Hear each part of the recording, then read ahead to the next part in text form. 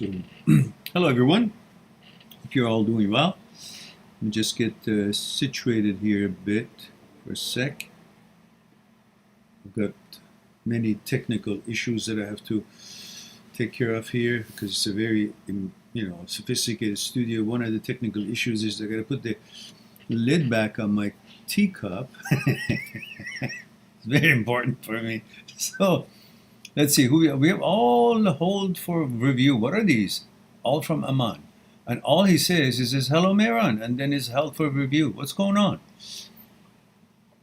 And MWCND 17 says, hi, hello, MWCND. We have a protocol, MW. If that's the first time you're here, we need to know how old you are, what your gender is, and where you're tuning in from. So I know your age, and I know if you're, so I can address you properly, and what country you're watching the videos from. So just like anyone else here you see, well, Aman, oh, here it is. Like Aman says 19M India. Just three things. 19 years old, male, India. Then I know a little bit about you. And Aman says, I have a question. It's all held for review. I don't know why.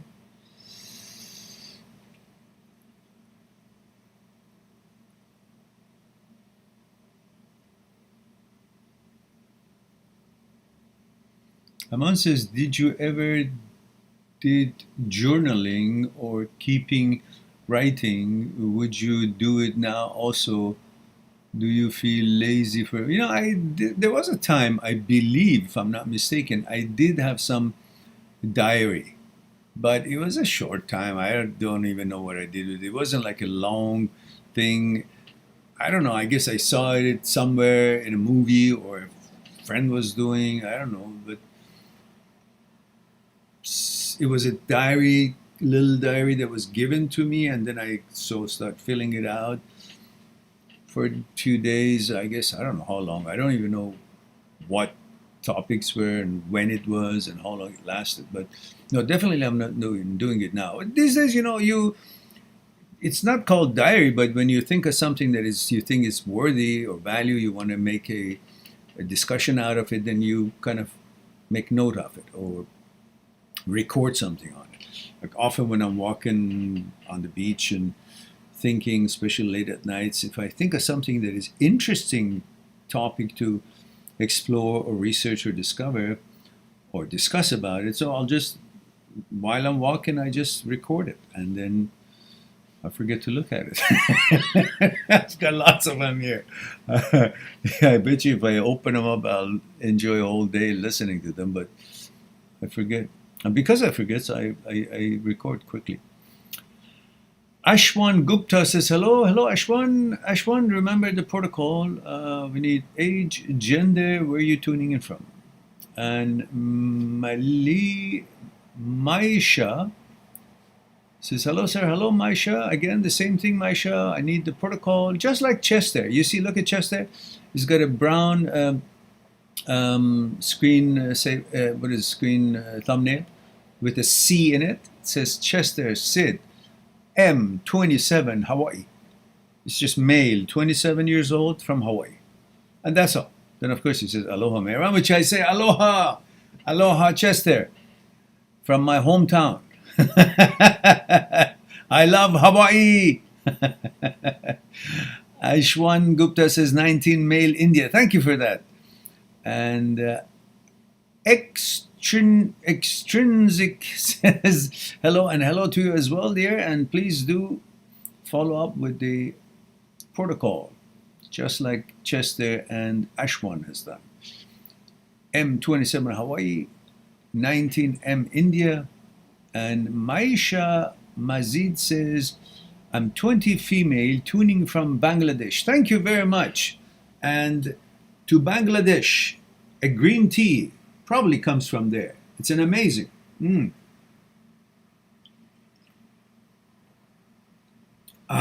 Exquisite. Viva Bangladesh. Great tea, great tea. And so we have Separate says, hello, me again, 17 male from Germany. Guten Tag, wie geht's heute? Geht's gut, I hope. And Separate says, I feel like I want to pick up smoking. After the breakup, I always need something happening in my life. If there is nothing going on, I start overthinking and get really depressed. Well, trying to solve your problems by making yourself busy is because you want to distract yourself rather than dealing with the problem. And distracting from something, rather than actually deal with it, is going to make you continue doing that distraction. And now let's examine what that distraction is going to be. If it's going to be something valuable, healthy, helping you with your, I don't know, economics or health or intelligence, it could be good. Like if you play chess all the time because you want to distract yourself because you haven't solved the problem. And so that's not a bad distraction. It's pretty good and makes you very, strong in chess, and it's amazingly effective in making you get used to problem solving and understanding that there's always a solution, that you can always do your best. There's always ways out, even though you don't see it. But if you really try, you may see beyond it, and you can see, that it will eventually move towards getting you free from a jam, even though it looks like no hope, but small changes, even though it doesn't change it right away. But it proves to you that in chess, that's what happens. You make small change in a big danger, and that small change could open something, and a few next move, you might be on top.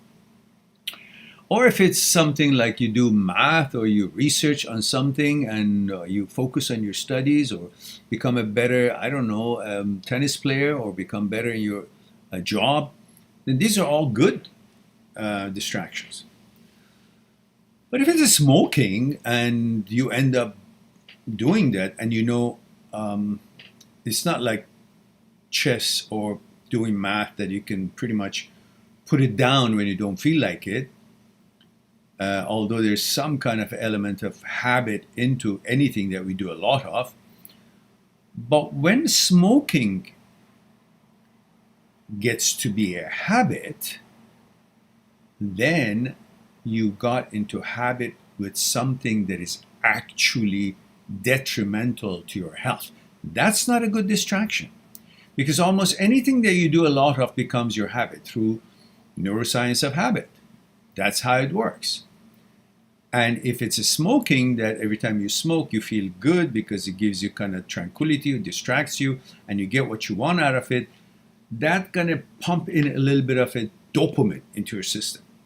So you get the urge, you feel tense or anxious, and then you get to your pocket and get the cigarette out and you start smoking it, and then you feel, and then dopamine is released into your brain. So now it feels good. Now, while the nicotine and all the other shit that is going to your system makes you addicted to that toxin to the point that you actually crave that toxin in order to feel balanced, it's no longer a distraction, it's now a necessity, like you become hooked on it. So it's not like chess that is a distraction. You don't have time for it, you don't want to do it, you won't, you put it off.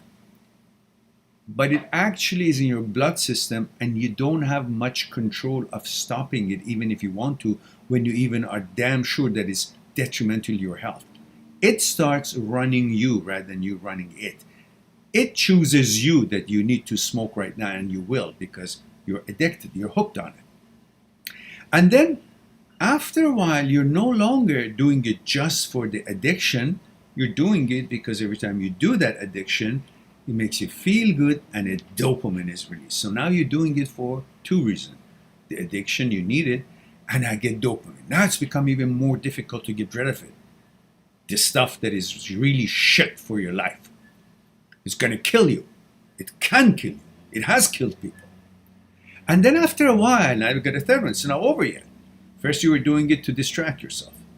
Then you're doing it. You started doing it because you were hooked and addicted to the shit that was in it, the toxin in the cigarette. Then after that, it became your habit.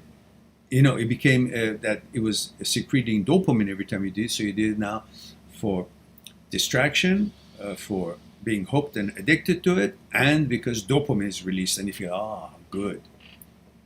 Then after a while, you're no longer doing it for any of them. Number one reason you do it is because it has become your habit. Because the goal finding center and reward center and the habit center, they're all on the same circle called the striatum. And when you constantly do the compulsion for an obsession, let's call this also an obsession, whether it's the reason is OCD or the reason is distraction, but you do a compulsion, which is the cigarette smoking, let's look at it that way, then the reward center is also there, which is the dopamine is released. Yeah. So goal finding, doing something that you think you got to do to calm you down, and then dopamine, reward, both in the same center. Then they are also right on top of the same area of habit center. So they lead to habit, and when it becomes a habit, it's now more difficult than when it was just a compulsion or when it was just a dopamine reason for dopamine's sake or getting a dopamine and feel good about it. It's far more difficult to get rid of it. And on top of it all, it's a killer. It's a poison. So you don't want to use cigarette to distract yourself from whatever it is that you don't want to deal with. Some girl left you, and you're going to just actually gradually kill yourself by smoking, because that's a killer. It's a toxin. It's going to kill you. There's enough shit in the air. We don't need to put it in directly. Just avoiding that shit is good enough. So a girl left you, and that's a reason to actually betray everything else that was given to you in this world. By the universe, by nature, by the efforts of your parents raising you, bringing you up to this, your education, your own efforts for making your life better, and all that you put in it, you're just hanging on a thread, a girl's decision that I don't want to. So I'm just going to kill myself. But I don't want to do it right away. I just want to kill myself every day, a little bit. So I'm going to pick up smoking. That's your philosophy. You make the decision now. Is your life that worthless? Is the sacrifice of 300 million sperms that were your mom and dad were being feisty, and there were choices and chances of some other sperm to become alive, and you beat them all. You were the champion. That champion that beat 300 other possibilities to be given birth in this world, that champion is actually going to lay down because a girl told him, I don't want you anymore. So he says, those 300 million were sacrificed for me to be in this world. My parents did so much work for me and helped me and raised me and all that. I have put so much effort in building my life, become who I've become. And all of that, and the abundance and opportunities of future life and plans that I have, all of it shit for your shit. Because you don't fart on me anymore, because you don't let me kiss your lips or whatever the shit it is that you think it's worth your whole life. And you're going to pick up smoking to further kill yourself. You tell me. Is that a sound decision? Is that what your life worth? I don't know. You figure it out. I'd say no. So, go on, pick up something that makes you strong so you can live your life and become better in your studies or become better in your job, and you make money, you get other girls, prettier girls, nicer girls, and have a great life, and understand how the world is favoring you with abundance and take advantage of it and make meaningful life out of it, rather than sacrificing all that for because some girl didn't want to be with you. And that's her right. She can decide that. But you also have a right to respect yourself and value this abundance, this opportunity of living in this world, experience of journey of life, and go make something out of it. Why you want to waste it? 300 million other sperms could have been you. You beat them all to come here and sacrifice yourself for some shit relationship? What the fuck is wrong with you? Anyhow, that's my French. I guess you are a smart boy, intelligent enough. When you ask the question, that means you're intelligent enough. And if you're intelligent enough, you can figure out that's a bad decision. All right.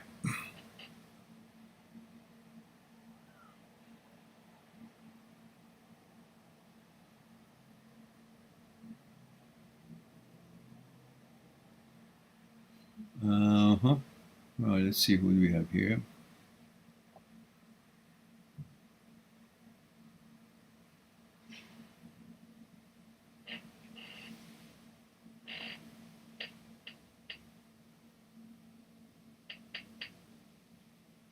All right, we have Aman says, why you left writing? Because it wasn't serving any purpose. What am I writing it for? Then I started writing stuff that I wanted to write. So it wasn't a journal every day, but every time I thought of something interesting, I wrote it. And that's why then eventually, years later, I used them in my book, all those writings. So,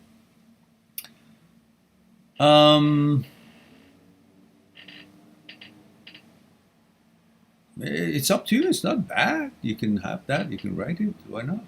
If you like. And MWCN17 says, hi, sir. For about 1 week ago, I found your YouTube channel because I feel very after my ex cheated on me. I'm from Norg and I'm 19, a male. Norg? What is Norg? Norge? Let me check it out because if it's a mistake, spelling mistake, or is it the name of a city? Because I don't know a country name. I thought maybe it's probably Norway. It's misspelled. Let's see. Oh, actually, it's a different name for Norway. I was right, Norway, but I didn't know. Norg airship, motorcycle, produced. Oh no, Norway. Oh, here it is. Norway has 2 official names.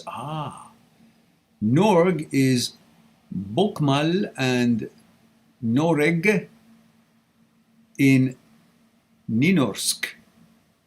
The English name Norway comes from the Old English word Norpwek, mentioned in 880. Interesting. Norge.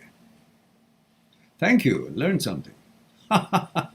Never knew that. Because I guess it's in Norwegian, I guess.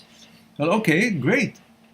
So I'm glad that you found the channel, but my question is, why is it that it's so hard to find my channel? And what did you search that my channel showed up? And I'm glad it showed up. And so he says, can you please read that? I said, I did. But the question, I don't see a question there. You say, she cheated on you. All right. It's not a reflection on you. She cheated on you. That means she's a scumbag. So why should you worry about it? She could have broken up with you and then go out with whoever boy that she wants to go. But you're in a relationship and she cheats on you. It's not cool. I mean, she's a coward.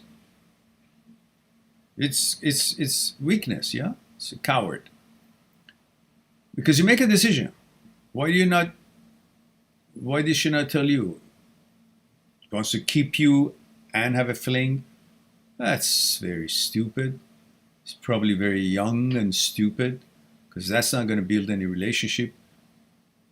You cheat on someone when you are in a relationship. Then when you leave that relationship, go to that someone that you cheated on the previous one with, he's going to have a hard time trusting you because That's what you do. So make it easy for yourself. You don't like someone, you break up with them, and then go on with whoever you want.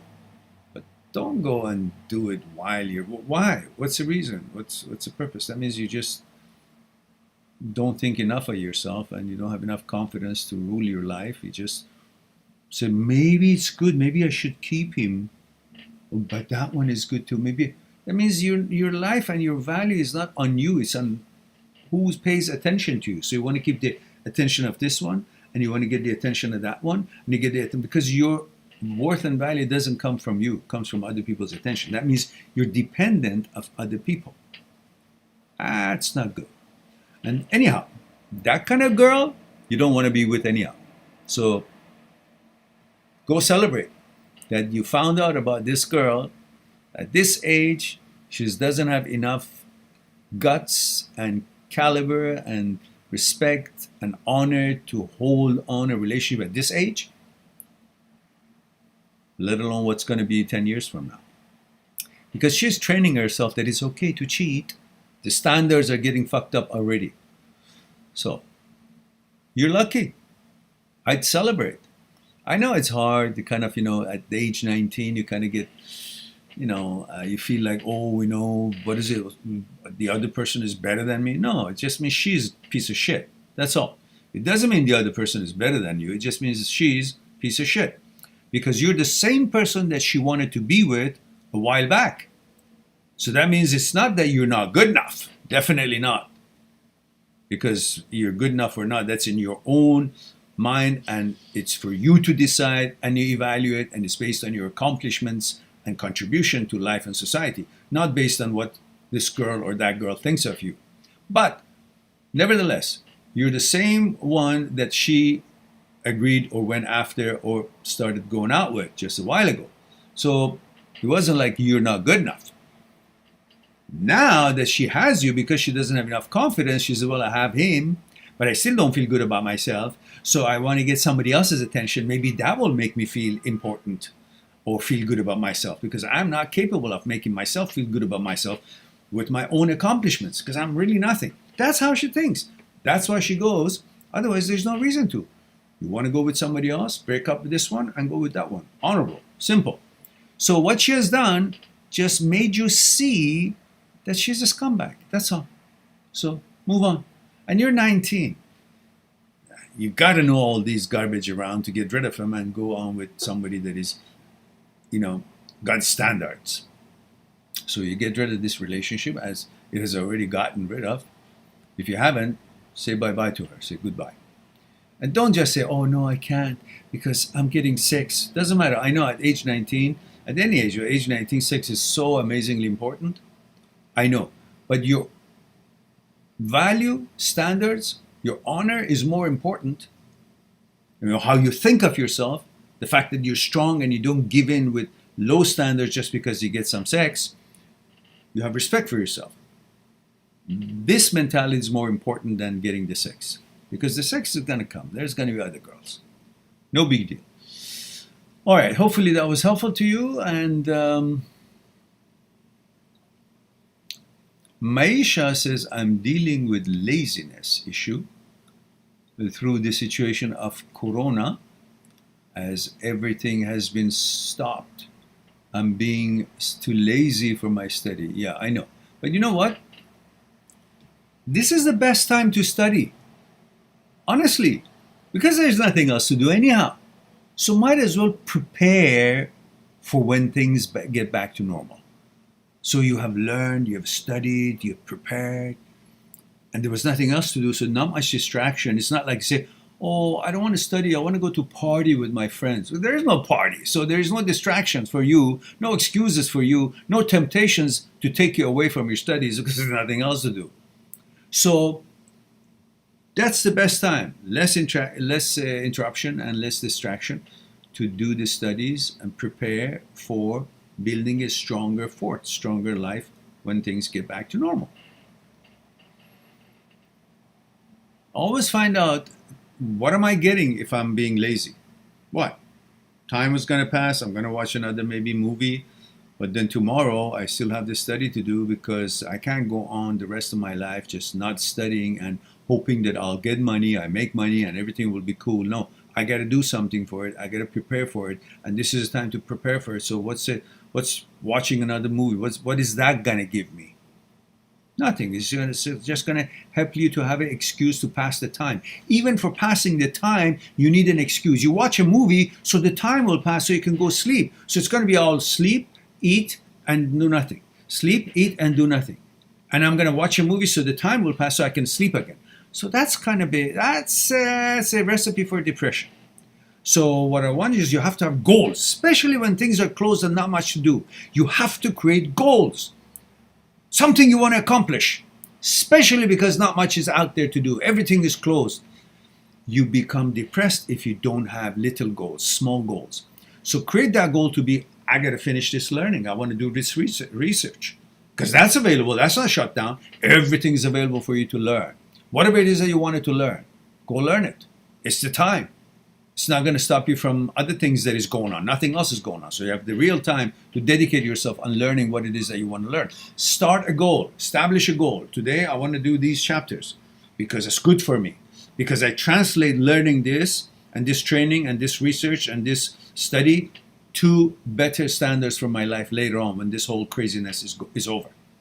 So for that reason, you start a goal. My goal is to finish this book or finish this chapter or that chapter. Understand this, do these problems, prepare for this one. Do that because you want to. Why? Because you don't want to end up doing the same thing you're doing now, sleep, be lazy when things start moving forward again. Because you haven't prepared, you're behind. But everybody else is actually probably the ones who've got some marbles here are preparing. So don't lose this time. But the good thing about it is that you can do it leisurely. Like you can take a break, longer breaks, but don't be distracted too much. Go back to study and, get it all done.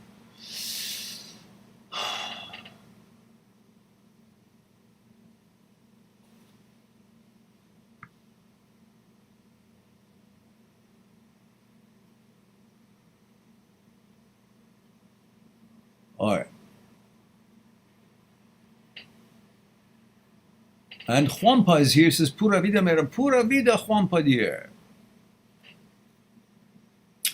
Maisha says, earlier you told me about meditation for the concentration. I tried but couldn't continue. It's like telling me that, you told me to be healthy, I got to eat vegetables. I tried, but, it didn't work out. Well, you tried how many times? Once? You had vegetables and you didn't see a change? That's not how it works. Meditation is the same. Anything. You can't just do it once. It's got to be part of you. It's like saying, I breathe. It was okay, but I don't want to do it all the time. Well, everything has some kind of an effort. You gotta open your mouth and chew your food before you swallow it so it can digest in your body and do good for you. You can't just say, well, it's hard to chew, so I'm not going to eat. Oh, where's it going to stop then? You get to the point that you say, I'm sitting in the couch, I feel like going to the bathroom, but I'm lazy, so we're going to shit all over the place where you are. You got to understand there are efforts to be made to produce and accomplish something. You want to be good at concentration? You're going to continue meditation. Not that I did meditation a couple of times and it didn't work, or couldn't do it. You couldn't do it. That's why you need to do meditation, because your mind is so agitated that you can't sit down and meditate. So you need to do it every day, 5 minutes, 10 minutes, 2 minutes, until your mind learns. It's like teaching a horse how to dressage, how to move properly. A dog, how to understand you and communicate with them. A child in school, you got to do it every day so they can learn math and they can learn this and that, so forth. Same thing, no different. But just because it's meditation and you're grown up, it means I got to do it once and I should be able to do it. If I can't do it, that means it can't be done. No, you got to train yourself, condition yourself. How? Slowly, gently, teach yourself. You can't just give up on everything that you say, oh, it's hard. Well, everything is hard. You might as well, everything is hard. So what are you going to do with that? Cooking food is hard. I don't want to cook food. Then you're going to go hungry. I couldn't do meditation. Then you got to be distracted. The brain did not come to you already programmed and learned to focus and all that. You got to teach it all that. That's why so many people are so fucked up. They don't spend time to teach manners and proper education and strength and train their mind, their brain. They don't. They just let it do whatever the shit it wants to do, wherever it got it.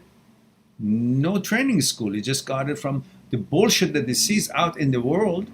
So it picks up the clues and cues from that bullshit. But you're the master owner of the brain. You're supposed to teach it, direct it, command it, train it to do certain things. Then the brain becomes custom made. Otherwise, it's coming with nothing and learns nothing, and its job is just to make thoughts. That's what it's designed for. So it picks up all the shit that comes to your consciousness and makes thoughts with it, and you wonder, what are these thoughts? These are like my commands. These are things I got to listen because my brain brought it up. No, your brain is full of shit, and it's got no training, and it's picking up all kind of shit that it receives from the mediums and all that all around the world, all kind of garbage, and then makes thoughts with it, and you think these thoughts mean anything because it came from your brain. No, it came from the garbage out there, and you didn't spend time to filter all the shit that comes to you and teach your brain how to make decisions, on what basis, what are your values, what values to consider to make decisions and choices, and what things to veto, what things to choose. And you didn't train it to have ability to concentrate in order to learn and study easier by concentration. You didn't teach it all these powers. So where's it going to learn? Just like a kid that never been taught anything in school or from the parents is going to learn it from the streets. And that's what your brain is. Untrained. So when you want to meditate, I can't do it, so I can't do it, I won't do it. No, you can't do it because you've never done it. Not that you can't do it because you can't do it, so you shouldn't do it. No, if you can't do it, that means you should do it. That means you should train it. So get yourself to the point that you can do it. And you no longer say, I can't do it. You say, I want to do it. I love to do it. I know why I do it. It's good for me. It makes me feel confident, strong, and focused, like a laser beam. I can focus on anything I want and less distractions. That's why you want to do meditation. It's like a hobby. When you do meditations, GABA transmitters are created. That decreases the depression and helps with the anxieties, and then also increases the ability to better manage intrusive thoughts. Then you have serotonin and melatonin created. It boosts its levels up to kazoo. And then growth hormones are created. Cortisol is reduced 50%. These are all by like half an hour meditation a day. Not bad trade. So think it through. Don't give up. Never give up. All right. We have Juanpa. Okay, we got. All right. And Eccentric says age 25 from Cyprus. Hello, Eccentric. Thank you very much. It's male, he says. And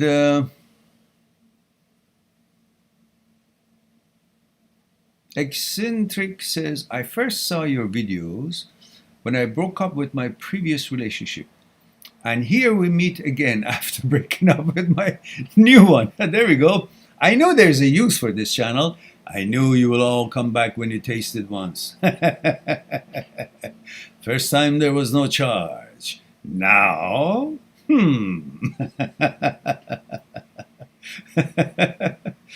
All right, welcome back. And Chester says, Mehran, you've been going a lot of live streams this week. Not that I'm complaining. What's the special occasion? The special occasion is the fact that I keep learning that everywhere is locked down in the world and people seem to be enjoying it more. Last night, was it? Or night before, was it? I came on with no announcement.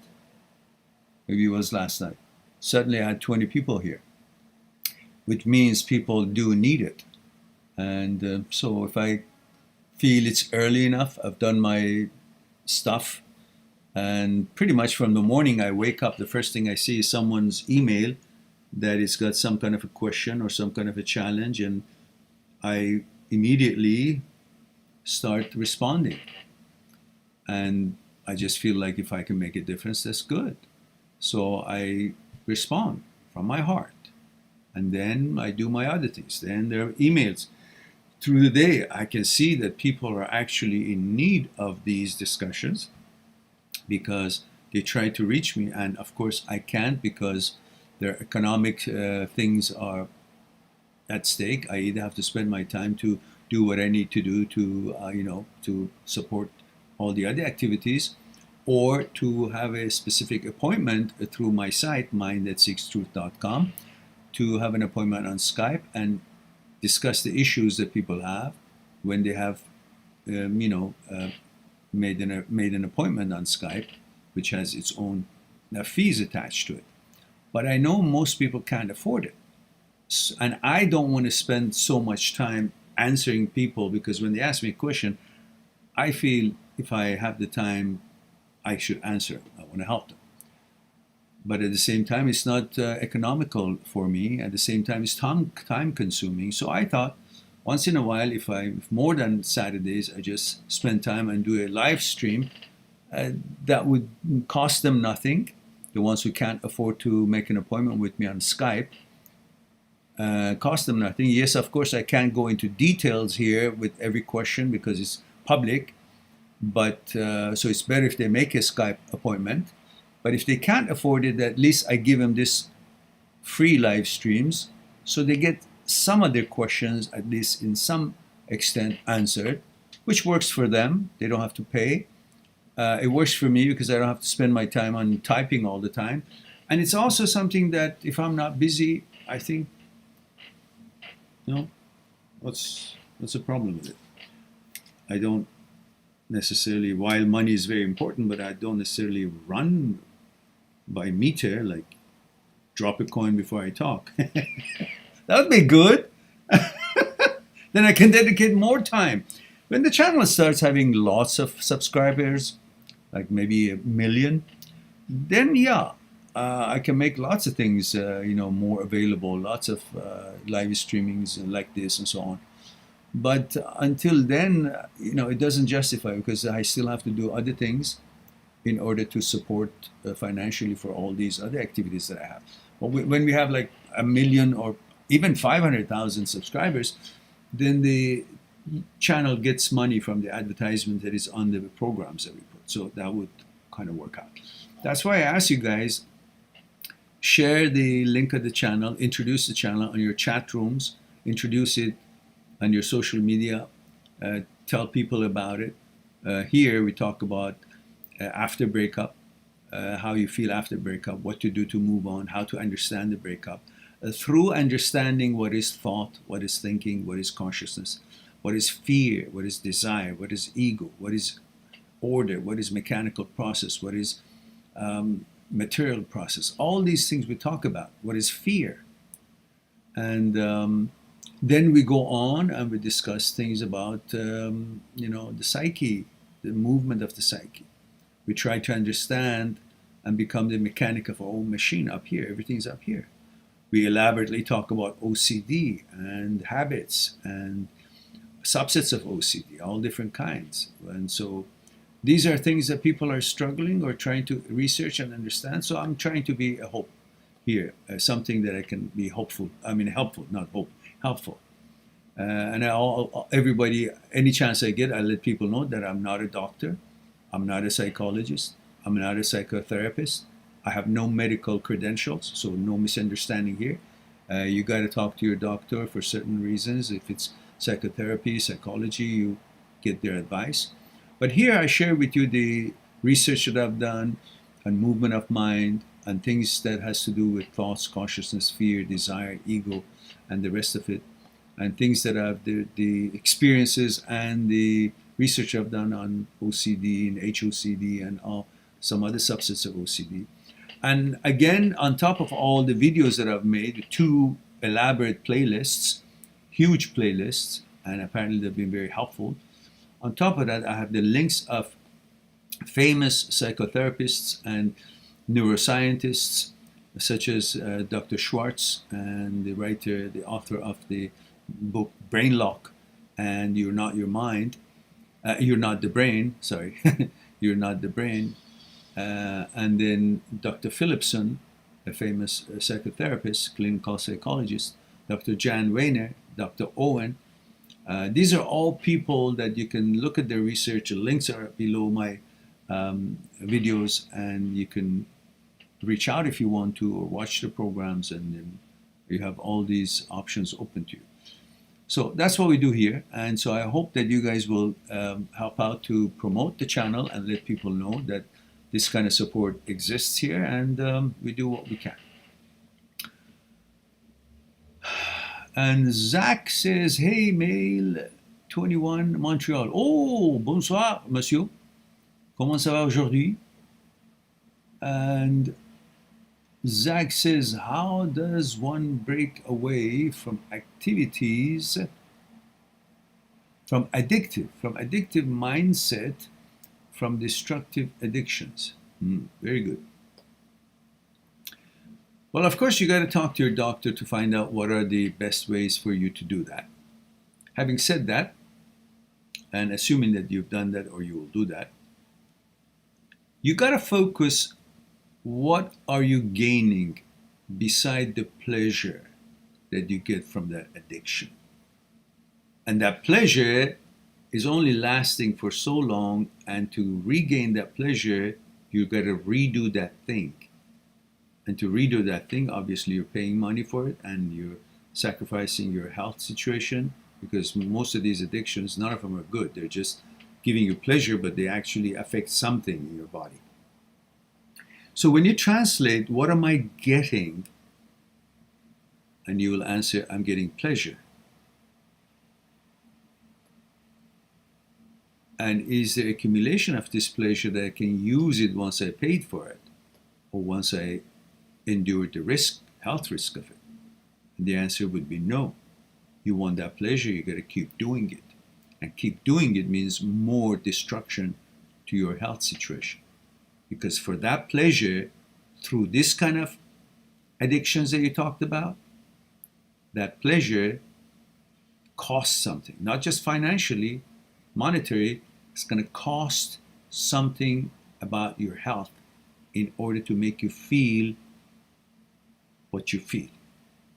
And then figure out, is that cost, the health cost, what I'm giving away to get the pleasure, is that something that's going to make me stronger for the future so I can build a better life, more comfortable life, have more money and be sharper and so on and so forth? The answer is no.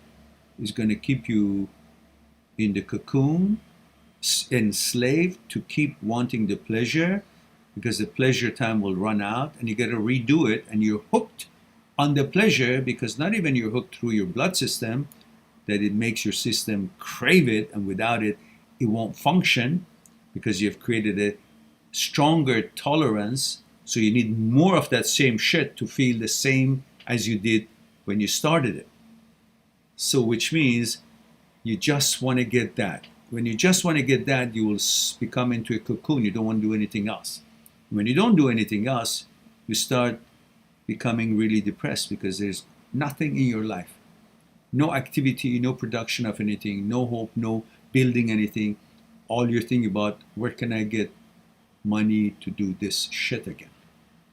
So your life leaves all its plans, all these goals, and it will have just one thing.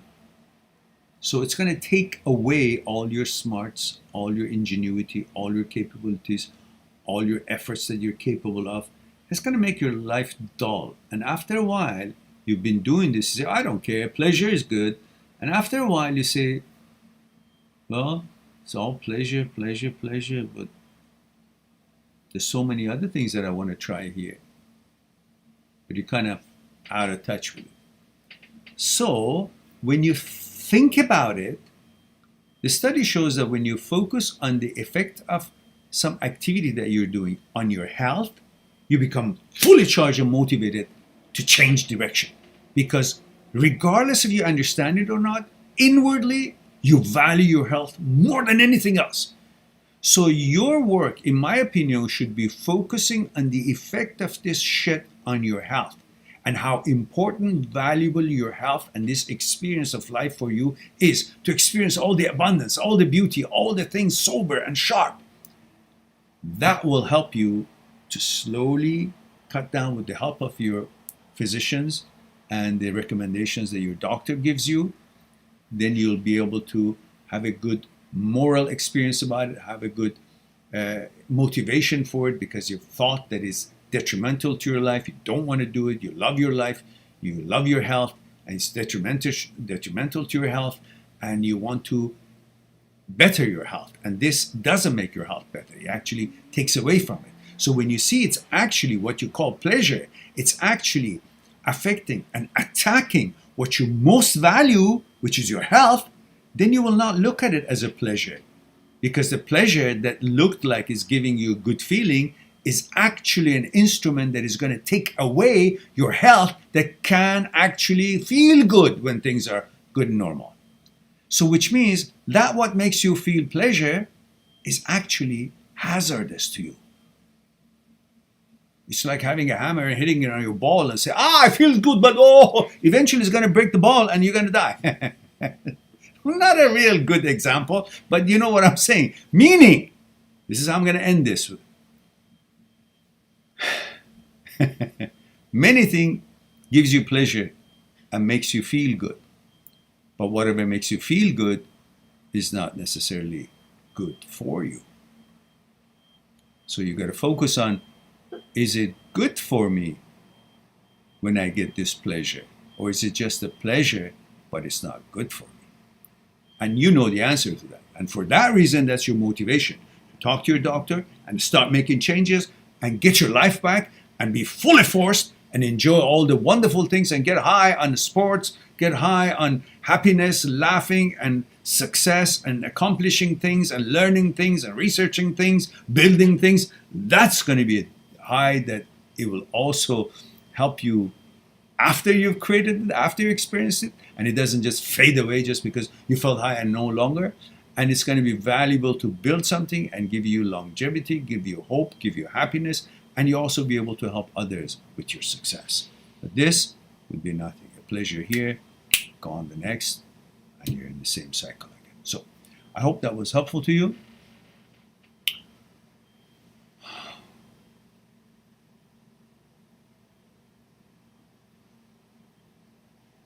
Zach.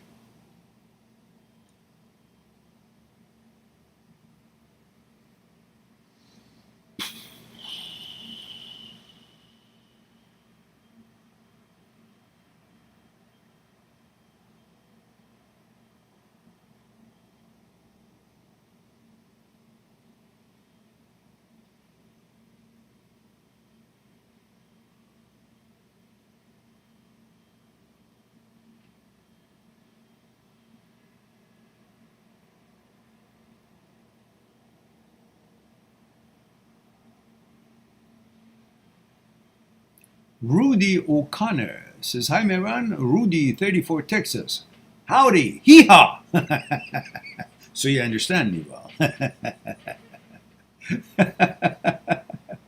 And he says, Meran, I really need your help. This breakup is killing me. No. Stop. No breakup can kill you. It's just in your mind. It's your ego talking.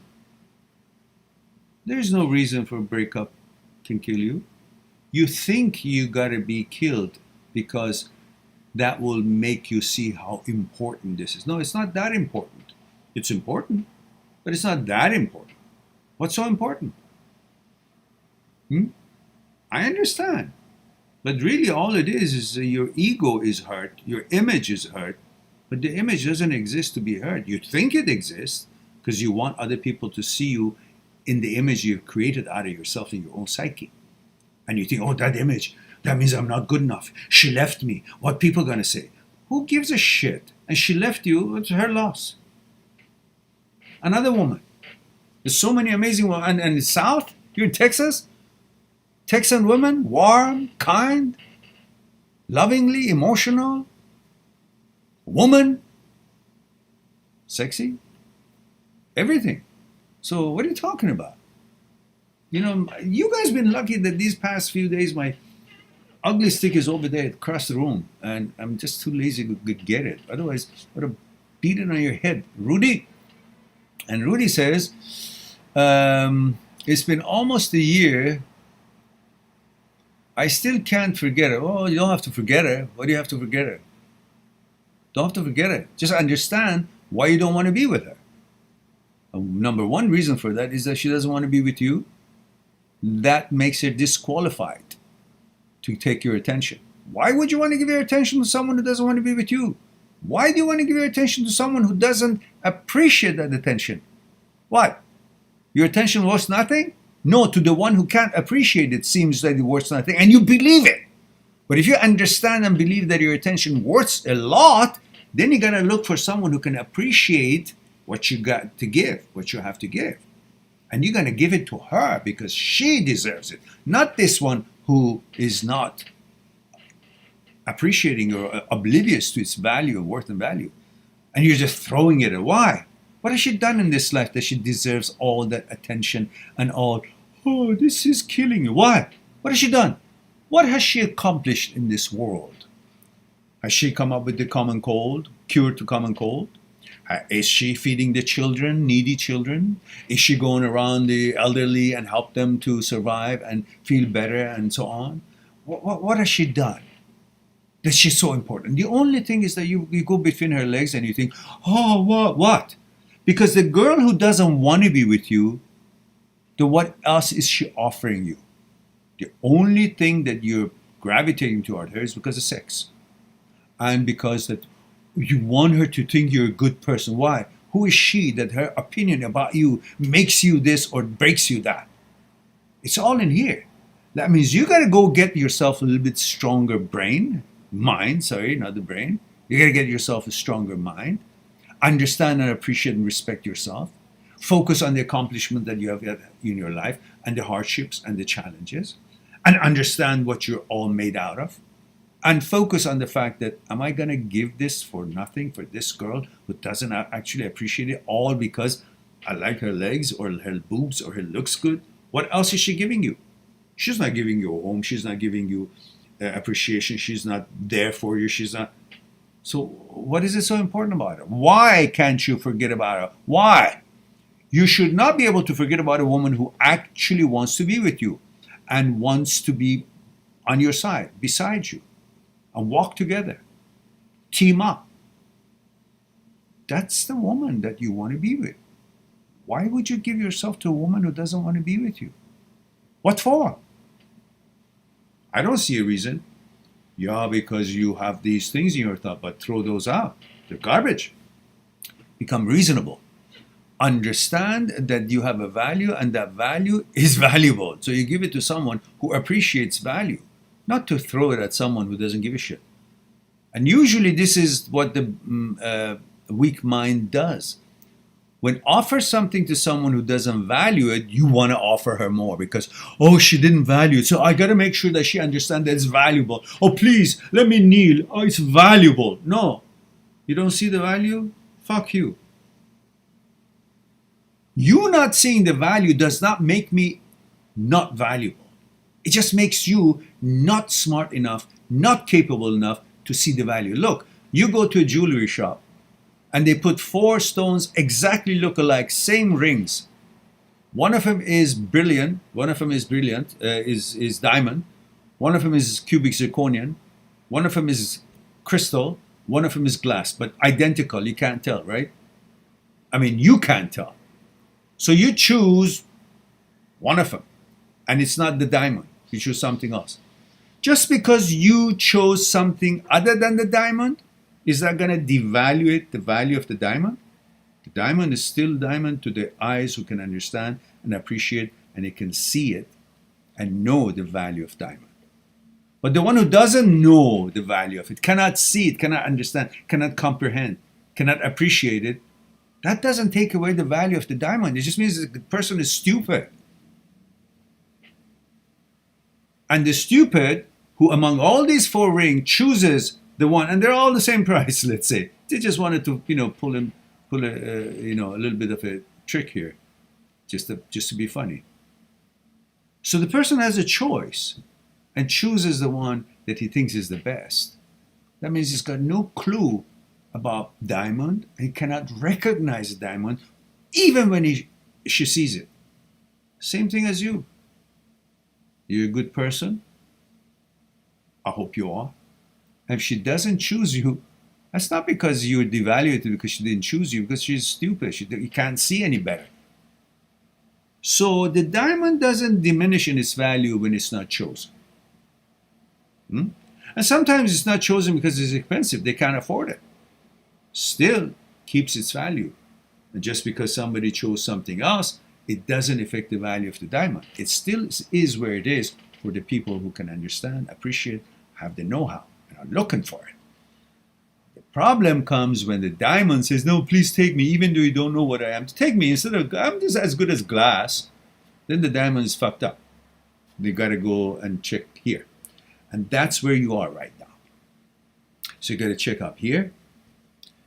Appreciate yourself. Respect yourself. Focus on who you are, where you came from, how much you've put into your life. Why am I going to give this to this idiot who can't see my value? I'm not going to introduce my value to it after I've already shown and let her discover me, and still she goes, whatever. Then fuck it. I'm out of this jewelry store. I go somewhere else. And in your case, you're in a jewelry store that is no diamond. It's all cubic zirconia or glass. And that's what she is. Because she's going to pick up what looks like her. That's her understanding. The limit of her understanding is cubic zirconia and glass and crystal. She's not a diamond, so she cannot pick a diamond. She's picked whatever she's going to pick. You better protect your value and go on and respect yourself and find someone who's going to meet your standards. This one doesn't, regardless of the fact that she doesn't want to be with you. That itself is an evidence that she doesn't qualify to be with you. I haven't said that. I go on. Rudy. So move on. Otherwise, I'll get on my horse, come to Texas and say,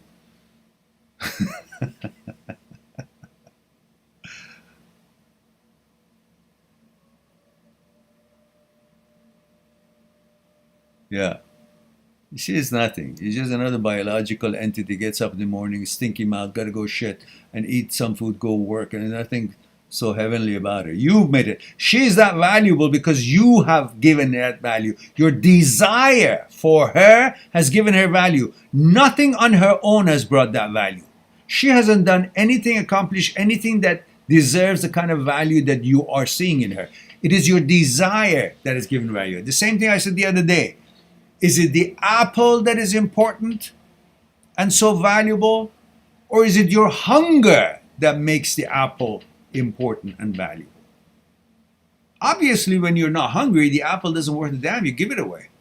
But when you're hungry, you won't even sell it for $100. So is it the apple on its own that is important and valuable?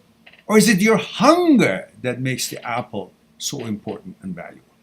Is it her that on her own she's accomplished, done so much in this life to the humanity and peace of the world and taking care and bringing all the good things and making this world a better place for all of us? Is that her on her own that has that value and is important? Or is it your desire to be with her or whatever else it is that you want from her that makes her seem to be valuable? Take that desire away from her, she's no longer valuable. Her worth and value is not in her.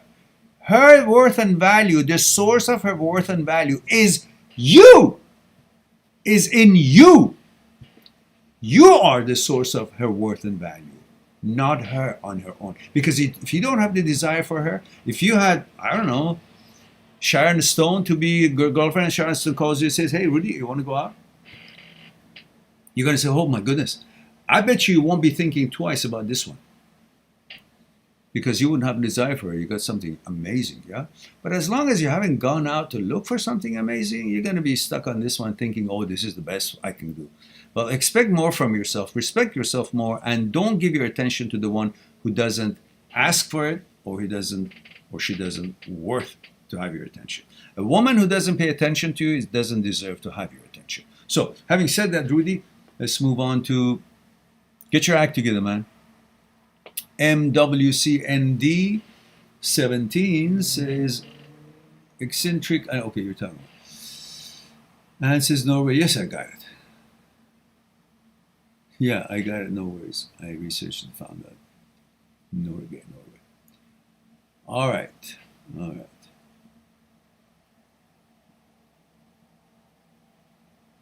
Rudy says, I lost my job because I had a nervous breakdown. Why should you have a nervous breakdown? What the fuck is wrong with you? For what? Just to be between someone's legs? That's the end of your life? That's it? This life is all dangling on her vagina? Whoever has her, he's the king of the world. And whoever doesn't, die. So the rest of us must die because we don't know even who she is. But we are perfectly happy in our lives. We don't even want anything. We don't want her. So on her own, she's nothing. Saying, you losing your job, I'm going to really break that ugly stick on your head when you have your motorcycle helmet on so you won't break your head. I'm really pissed off at you. You treat yourself like that? Lose your job? What do you think? This world is a joke? Is she going to give you, come and pay your rent? Why? What's wrong with you? Listen, I don't come on this line to get angry, So you guys better behave and go take care of the right things and do the right thing for yourself. Respect yourself. Love yourselves. Learn that. It says, my friend and family won't speak to me anymore. Well, they're right. I'm going to kick your butt because I can't get over her. Yeah, well, yeah. I wouldn't blame you. I'm on their side. Put the barbecue on. I'll come in there and I'll help them to beat the crap out of you. You asshole.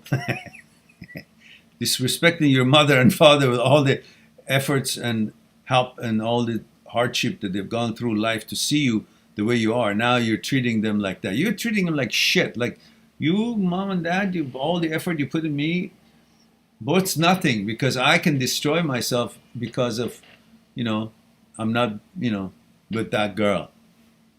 That's a total disrespect. From a southern boy, think that way, I'll kick your butt myself. I feel like my life is over. Oh, God. And she has so many guys after. So what? That's the kind of girl it is. When a girl gets all the other guys after her, or whatever, why should you want to have any one of those guys? Obviously, she's not worth it. She's not the right girl. Now, it's up to you. You want to fuck up your life more than this? It's up to you. But I suggest that you take a look at yourself and take a look at this opportunity we have in this world, what life is all about. And this whole universe did not suddenly come to be, and it's not hanging on a thread depending on her.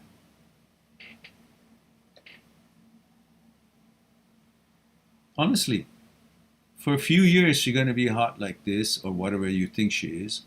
A few guys run after her and you're going to feel like, oh, whoever has her is king of the world. No, whoever has her is got nothing because they still got to go work and educate themselves, pay the rent, and pay for her too. What do you think? Whoever has her, she's not a gold mountain. She's just another needy biological entity. So there's nothing special about her. Your desire has made her strong in your mind. Otherwise, in reality, she's subject to cold and flu and every other shit that we all are subject to. Nothing special about her. But you are pussy whipped. Obviously, you have no respect for yourself. And I hate to see that in you. So go. Get your ass off of the floor and go, be with your family and appreciate their support. And you're focusing on pleasure and you're selling out your whole life, abundance of life, the love of your family for a pleasure. Just a pleasure, that's all. There's nothing else. She's not giving you anything else. And you shouldn't want anything from someone who's not paying you the respect and the attention that you're giving her. So, and says, and she cheated on me. Oh, God. Okay, I changed my mind. I'm not going to break that on your head. I'm going to do something else with that ugly stick. All right. Says, but I can't let go, Mara. No, you can. You don't want to because you're weak ass. That's all right. There are lots of people who are weak ass. They want to be dominated. They're weak asses. They end up nowhere. And they keep watching the happiness of others because they just are lazy. They don't believe in themselves. And you're one of those. You want to prove me wrong? Well, next time we're here, say, I don't give a fuck about her, and I understand how valuable and respectful I am. I appreciate the love my parents and family are giving me. I've opened my eyes, and I'm capable of going making something better out of myself, for my own sake, for my life, provide better for myself, and find an amazing, another southern girl or girl from anywhere, and have a great life. And I don't give a fuck about this other one, because there's nothing wrong with her. She can do whatever she wants in her life. That's her right. But I'm just stupid thinking that what other people do in their life, what their opinion and their selections are, is going to be a reflection of me. No, I am the reflection of me. What I do in life, how I treat my family, how I treat myself, what I accomplish, and what contributions I make to my society, my community that I live in. That's what defines me. And I have the power to change my mind, turn my way, and go away from her rather than towards her, because I see no interest from me, no reason for me to be interested in her. Unless you're just I don't know, cockroach. You have no standards, you're so low down dumps, and your dick rules your life, because that's really what it is. Otherwise, I don't see anything else she's offering you other than you just being a pussy. So you got it all from me here: reasonability, logic, motivation, and giving you shit. So go prove me wrong. And I expect that, because you can do it. I mean, you're just allowing yourself to soak in shit. Why should you? Why? I mean, if we were in an island that she was the only girl there, okay, maybe I can understand that, because there's no other thing that you can get what you want. But we're living in a world with 8 billion people. At least 4 billion of them are women, and at least 2 billion of them are adult women. Come on, man. And you're living in Texas, one of the places the girls are most beautiful in the United States, in the world. Warmth, beauty, everything. Don't get me going. I'll just get on a plane and just beat the crap out of you personally. People like to have my personal signature on my books, so I even deliver personal. I'll deliver my book personally to you. All right. Cheated on me, but can't. Come on. I feel so scared. No, you gotta.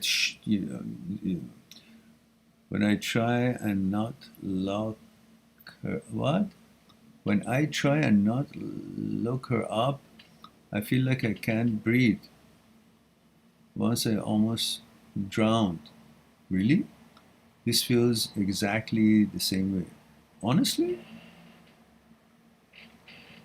Look, I'm going to go a little bit out of limb. I hope there's no minors here, but I got to tell you something. Look, you've gone nuts, and how do you feel about her right after you masturbated? Right after you masturbate, you don't desire her anymore. So you can tell that this is just lust. So you need to have a relationship with someone who is nice and decent, pays attention to you, and have sex. And then you start appreciating her as a persona, not just because of sex. And you will see that this other girl, the ex, really didn't have anything to give you, but you were just pussy whipped and you wanted sex. Because right after you masturbate for her, you don't want her, at least for 10 minutes. So I don't want her. So you can see that it's your desire that makes her so amazing. But once the desire is already fulfilled through what I just told you, there's nothing else there. But if someone that you really think highly of, and she's loyal to you, she loves you with emotions and actions, her behavior and treatment of you, you still love her even after having just made love to her. There's no other way I can make you understand it. If you don't understand it, just do what I'm asking you as far as building your life, focusing on your life, appreciating your family's love and support, and have respect for yourself, and move on and find another amazing West or Southern woman, or woman from anywhere, and then we'll talk about it. But as long as you're sitting here and not do anything to go forward, you can't get any further than this away from her. When you're not moving away, you can't expect to have been moving away. You're sitting on the dock and say, why am I not exploring other islands? Because you're sitting on the dock and you're crying about it. Cut the cord, sit in your boat, start rowing. Cut the cord from the dock and sit in your boat and start rowing. Then I'll tell you, are you going to see something new, get somewhere, or you're still going to be at the dock? But you have not cut the cord. Your boat is tied to the dock. You're sitting there, not rowing, and you're saying, why am I not? I can't move away. Well, because you're not doing anything to move away. Do all the things that needs to be done to move away. Then I'll tell you how you feel then, because you wouldn't feel the same. You wouldn't give a shit about it when you see other islands. So go see other islands. Come on, get your ass out. Go do your stuff. All right. Pat Banton says, hi, Mehran. Pat Banton, great to hear from you. Hello, Pat Banton. And Pat Banton says, Mehran, your channel really showing up to them because they subscribe to hundreds of other channels. So the chances of your channel randomly appearing on their phones gets slimmer. Your channel really showing up to them, or not showing up, because they subscribe to hundreds of other channels, so the chances of your channel randomly appear. Oh, I see. Possibly right. I see what you're saying. Pat Manton says, Rudy, that's the price you pay when you think you fell. Okay, we're talking to them.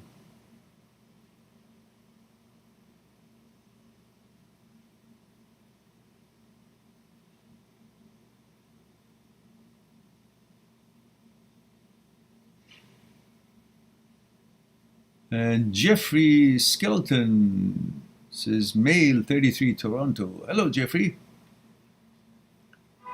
Says, hi, Mehran. Says, the pandemic makes me wonder if it's rewiring our brains. Yeah.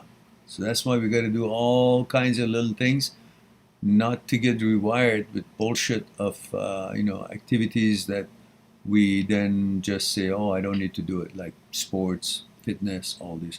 You got to keep doing what you got to be doing.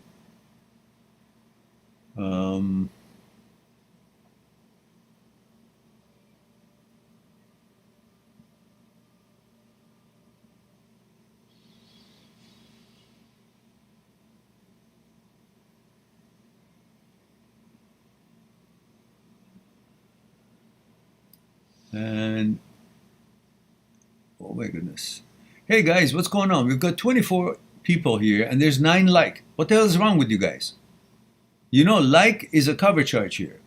It's free, but you gotta push on the like. Damn it, I want to see 9 to 23 right away. Come on, see how fast you can do that. You butterfingers, get it moving, get it working.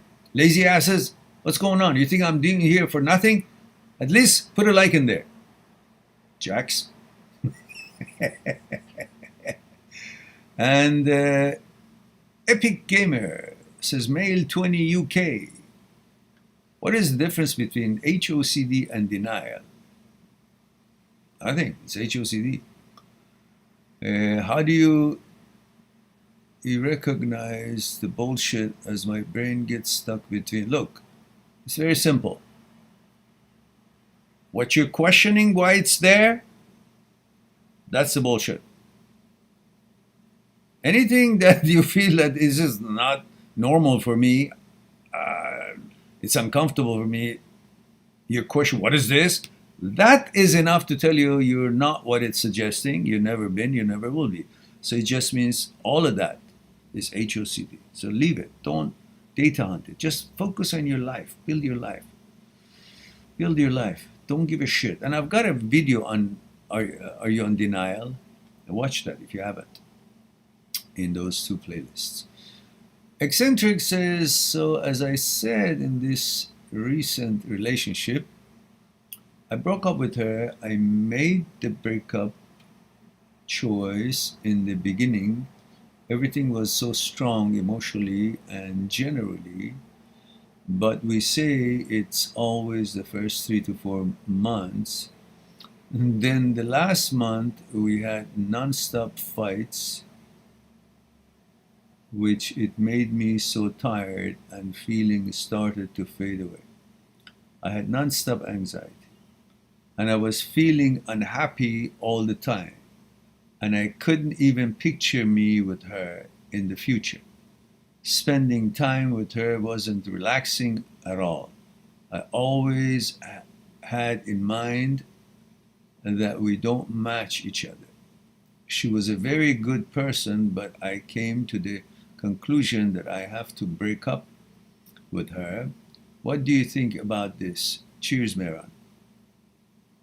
Well, look, eccentric, it's not easy for me to say because I really don't know anything. All the things you told me here means nothing because I don't know what it is that you guys are fighting about. I don't know where it started. I don't know why you guys liked each other. I don't know why you guys hate each other or don't like each other. I don't know why she's a good person but you don't like her. I don't know why she argues with you. I don't know why you argue with you. I don't know what kind of a egoistic behavior you have between the two. I don't know if her values and belief system or faith or political views or goals in life or lifestyle is different from you, or what is it that you guys are fighting? I don't know any of that, so I can't say if it's a good idea or not. But the fact that you don't see yourself together, and it's not because you're hurt because she didn't follow your way or if she expects you to follow her way. If it's none of that, then obviously you guys don't belong to each other. I mean, you've been together 3-4 months, and your motivation must have been different to begin with. I mean, she might have a different reason wanted to be in a relationship, and you might have had different reason you wanted to be in a relationship with her. And those reasoning, those motivations are not equal, are not the same. You came into the relationship, I don't know, I'm just spitballing, I'm not saying you or her. One of you came to this relationship to be happy. But the problem is you got to be happy before you come into a relationship. You come to a relationship to be happy, well, fuck that. The other person comes to the relationship to be happy too. So both came to the relationship to be happy, so the other one will make you happy. Why don't you make yourselves happy first and then come to the relationship? That could be one scenario. The other scenario could be maybe she came to the relationship or you came to the relationship for comfort, financial comfort, or for some future plans, or some security, or because you were lonely. I don't know what your motivation or her motivation was. And you endured each other for 2-3 months, but the 4th month you said, fuck it, I can't take this anymore because she's not the right girl for me, or she said, you're not the right guy for her. Yet you endured because there were some fringe benefits, some things that you said, well, and then you were used to the relationship. You didn't want to, somebody think that, oh, he doesn't have a girlfriend anymore, or, stuff like that. I don't know what it's very closed question. But if you have tried and come to the understanding that regardless of what approach you take, you can't compromise, you can't learn about each other, you can't bond on the consciousness level, your values are different, your goals are different, and then fuck it, then you just separate and go your ways. But I don't know what the rest of it is to give you any advice on that. But I think you may pick up something from what I said. Akash Malhotra says, thank you. You're quite welcome, Akash. Akash, what about the protocol? Gender, age, where are you tuning in from? And Ashwan says, I'm in a really, really good relationship and I suffer from ROCD. Disturbing images and thoughts about the relationship are prevalent all day, still powering through. Any advice? Yeah, power through. Don't give a shit about all those whatever images and garbage.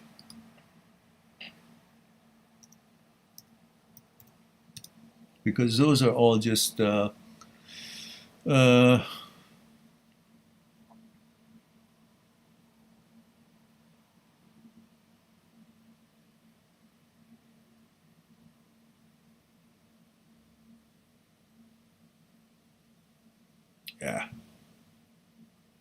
So let's say you broke up with this one.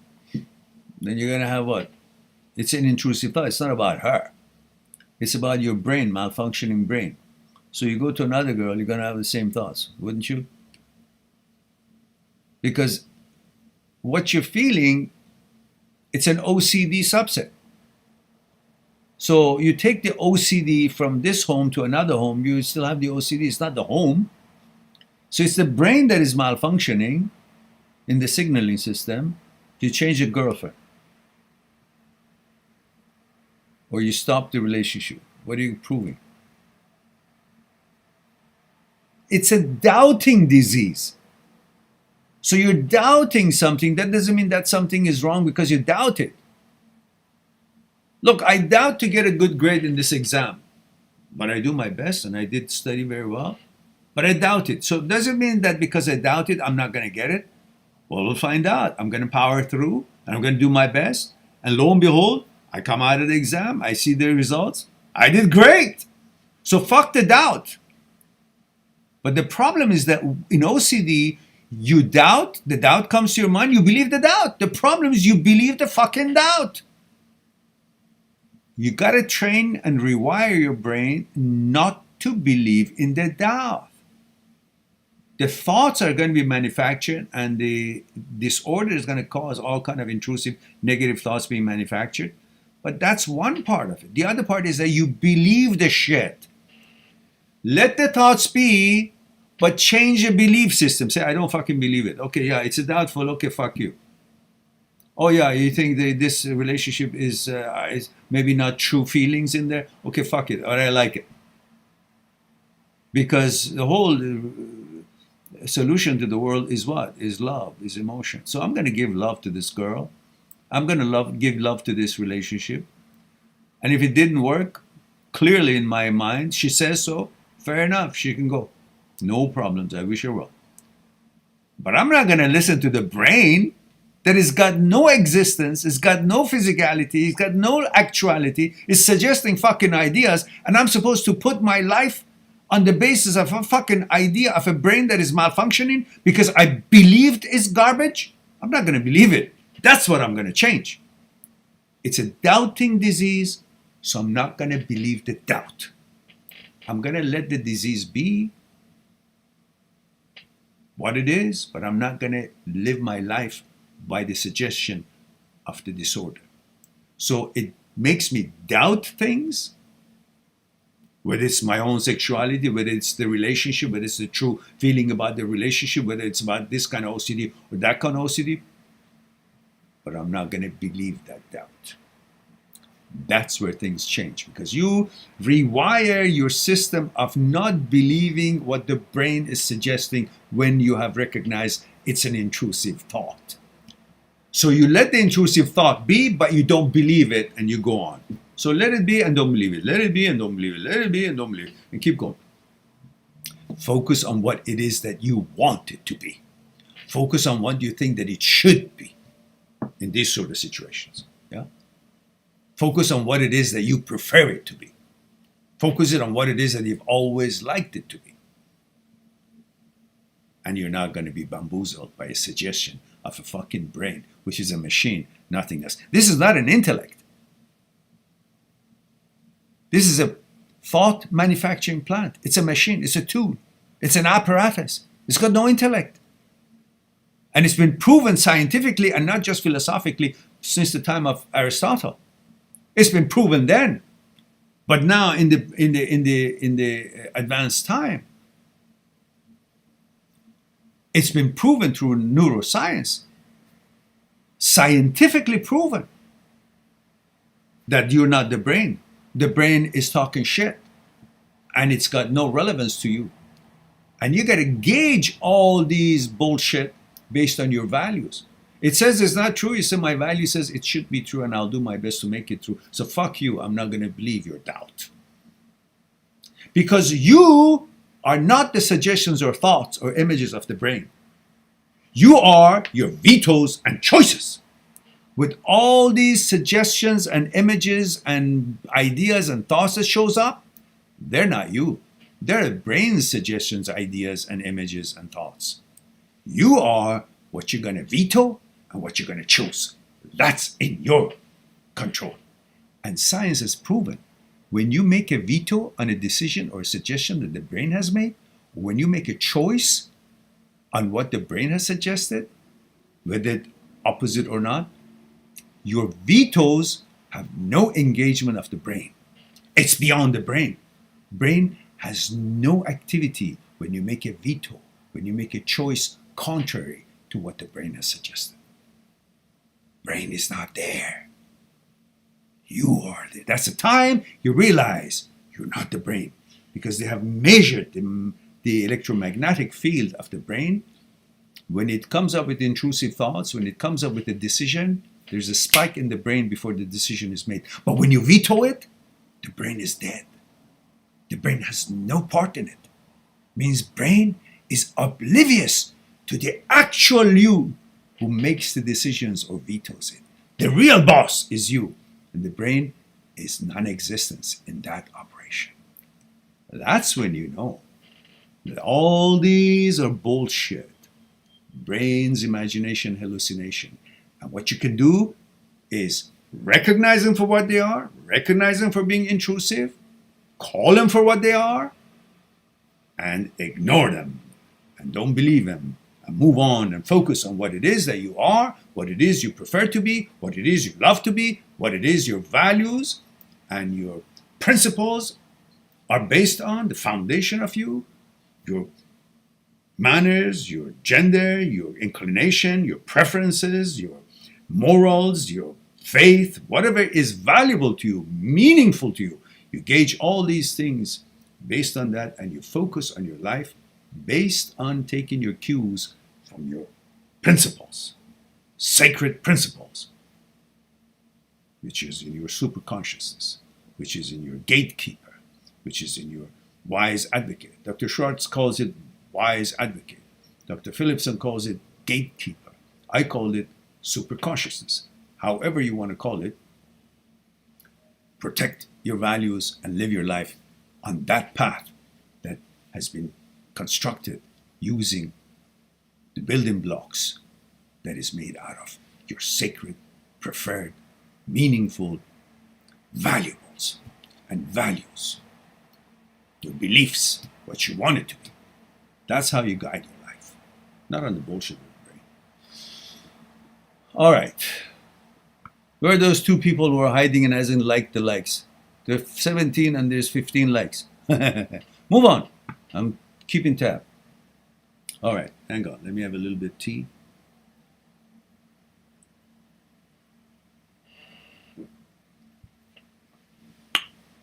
All right.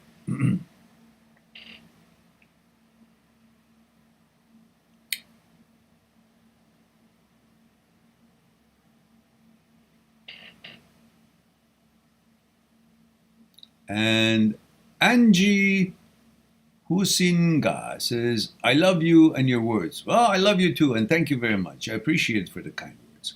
I'm delighted that the content is meaningful and helpful to you, and thank you for being here. And user 22 says, hello, Mehran, Christoph here. Oh, Christoph, how are you? Hope all is well with you. Wie geht's heute? Or guten Abend. And MWCND17 says, Mehran, thanks for answering my question. Sorry for my English, because English is not my first language. But my story with my ex that left me was that me and she were together for 1 year and 6 months. In last 6 months, I felt she was not the same girl. And I know in the beginning, that I knew in the beginning, she didn't respect me. She had words to me, and very time she gets angry, she say, I want to leave you. And in every question that you guys give me, please include your age and where you're tuning in from, because I forget. I gotta scroll up and see who is it, how old is she or he, and then where is he or she from. So just include it. It's three things like M32 or M19 France, or M19 Bangladesh, or M19 Japan, or whatever it is. So now I gotta look and see how old are you, and how old is she? MWCND. How old are you? How old is she? And again, let me know your age and where you're tuning in from, which country, because I don't remember it. Every time I gotta scroll back, it takes a bit of time. Oh, Norway. Okay, you're from Norway. I remember now. And I don't see the age here.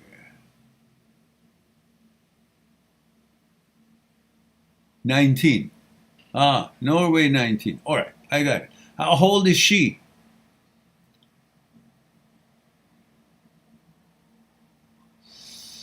All right, and so I get that information while I read it. And it says, during our relationship, she blocked me maybe 100 times, but I didn't block her once. I just blocked her when I realized she cheated on me. Oh, well, that's not good. When I was with her, I do everything to make her happy. I took care of her more than I care of myself. Everything she wanted, I gave her. But in the last 6 months, I realized I've changed. She, when talk or write with each other, she gets mad every time, but I don't do anything. When she wants something, she don't say, bye, I want this. She say, bro to me. She say bro to you? She doesn't say, bye, I want this. She went bro to me. Okay, I don't get that. Okay, obviously she's not polite. So in the last 2 months, she changed really bad. Me and she go same school. So one day in school, she was talking with a boy in her phone. When I asked her, she said, he is just a friend. Yeah, it was 1 week ago. Me and she was in McDonald's. We was eating, and they say, I want to tell you something, and I say, yeah, go ahead, tell. Yeah, she say that she have contact with another. You know, by the time I finish this book, I'll be speaking Norwegian. My English will definitely be disappearing. I'll be talking pidgin English.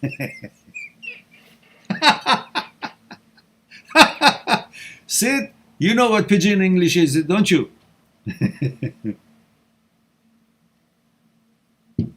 All right. Says, okay. All right. Where were we? It's a book. We're almost there, guys. Hang in there. Says another boy. And she don't like me more, and they tell everything that she done behind me. When I heard all of this, my world was black. Why? She's not your world. The problem is not that your world became black. You think she's your world. Nah. She's just a girl who's an asshole. That's all. You gotta see her for who she is. But the problem is, you're 19 years old. You haven't had a pussy. You haven't had experienced sex. And you got some cute girl that now you think, oh, my whole world is pleasure. And the pleasure is only between her legs. So you think she's the world.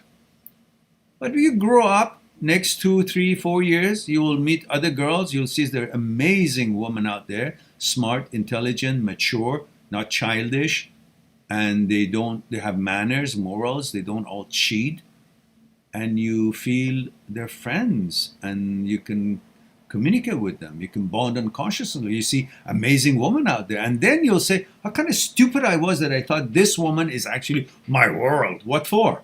There's so many amazing world-class women out here, but you haven't seen any of them.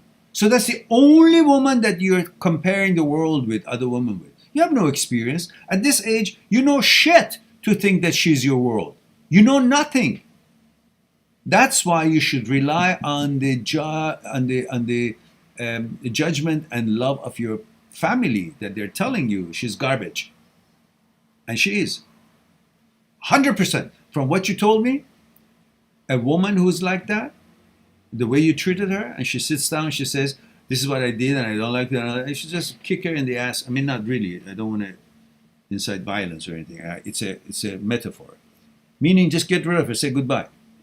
She's not worthy, she's not classy, she's garbage. Why? Because you're garbage. Why? Because you think she's something. She's garbage, you think she's something, that means you must be less than her.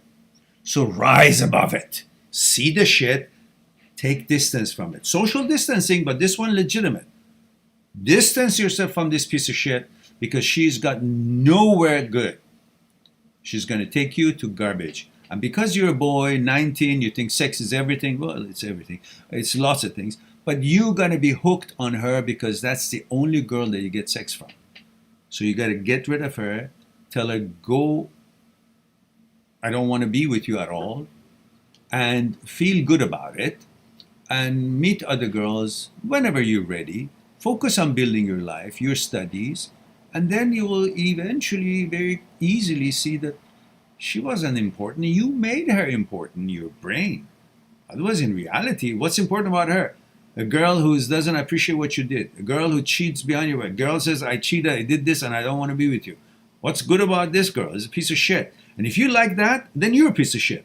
And I don't think you are. You seem to be a very nice boy. But at age 19, you lack experience and knowledge about what relationship should be like. You think relationship is just about a girl and a guy that fuck each other. And as long as you get some pussy, then she's qualified. That's not true. You're demeaning women. Women are much bigger than the shit that you're going around with. They're intelligent, they're loyal, they're lovely, they're capable, they're educated, they can do anything that they want to do, plus to be a good girlfriend. And if a girlfriend is not behaving like a classy, well-mannered woman, that's not a girlfriend. That's a garbage. Why would you want to be with someone like that? When you have so many choices. And in Norway, there's no shortage of beautiful women out there. I'm telling you, and they're all educated. So, I suggest you to screw your head right and stick to your family and stop chasing this garbage. Go and appreciate yourself. Elevate yourself by finding a better woman. This woman is not going to elevate you. This woman is worth nothing to elevate you. You're going to go find some women who have done some accomplishments and they mean something, they have values, standards, and then if they like you, that means something. This one likes anybody. Don't worry about it. And that's all I have to say. We spent lots of time on you, and I think you're happy about it. So let's go on to Angelina Husinia says, "I want a book." By all means, go on my site, click on the book, whether you want to get it in print, and then I have to email it to you. I mean, I have to ship it to you physically, or you can get an ebook version. Ebook version is 1/10 of the price. And it comes to you right away. If you guys go on my site, mindthatseekstruth.com, and click on books and purchase a book, if the ebook doesn't download properly, don't panic. Send me an email. I'll send it to you on via your email address right away, as soon as I see it. And if it's a paper version, then if you want, you can let me know. I will sign it for you, write something in it, and send it to you. And Angie, let me know, Angie, where are you tuning in from? And how old you are, and a little bit of information, I would appreciate it. And Dr. Chima says, Sir, I have been experiencing symptoms of ADHD, like loss of concentration, and could not sit still comfortably. I recently visited a psychotherapist. He said, You just have mild depression. It's been a month. Please help me. I can't stay in present moment and just stay calm. Deep diver, I was completely normal before. No symptoms. It just started happening since last month. What do you mean deep diver? You do snorkeling? What do you do? You're a diver? Did you have an accident there? Lack of oxygen there or something? I don't know what you mean by that. But I'm glad that you've talked to your psychotherapist, so at least you're under his supervision, because you know that I'm not a doctor, I'm not a psychotherapist, I'm not a psychologist.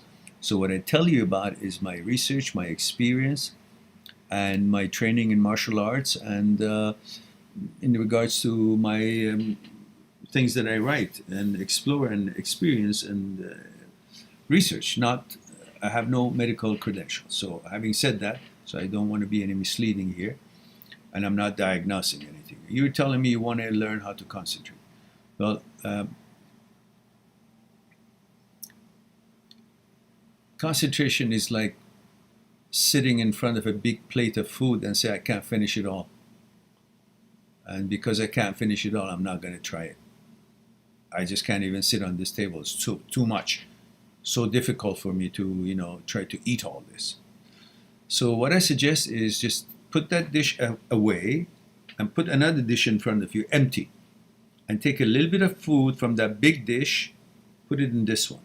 And you will see, hey, I can finish this. This is like size of 2 fingers.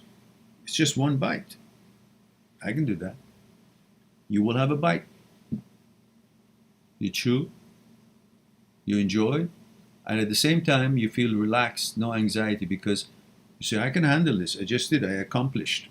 My plate is empty now. It tastes good. It was pleasant experience, and I have no fear of not being able to accomplish it. So I won't feel a failure. I feel actually accomplished something. Very good. It's good. Good food. Thank you. And then you say, okay, it's time for me to go. And they say, it wasn't bad. Let me maybe I'll have a little bit more. So you take a little bit of this, fork, and have a little bit more from the big dish, put it in a small one, and you eat this. So yeah, it's good. I had enough. Great. Thank you. So you wipe your mouth and you get up. And then you go do some, I don't know, whatever it is. An hour later, you come back, say, that was a good exercise, a good study, or whatever it was. I said, I feel like a little hungry. So, there's stuff in the table. And my empty plate's there, so I'm just going to add a little bit into it. And you eat a little bit. I say, I'm really hungry. I get a little bit more. And you enjoy it. So yeah, it's doable. So you're not afraid of the big dish anymore, because you don't think you have to finish that in order to get full and nutrition. And that is not something that is expected of you, because it's not away from you, and you just take it.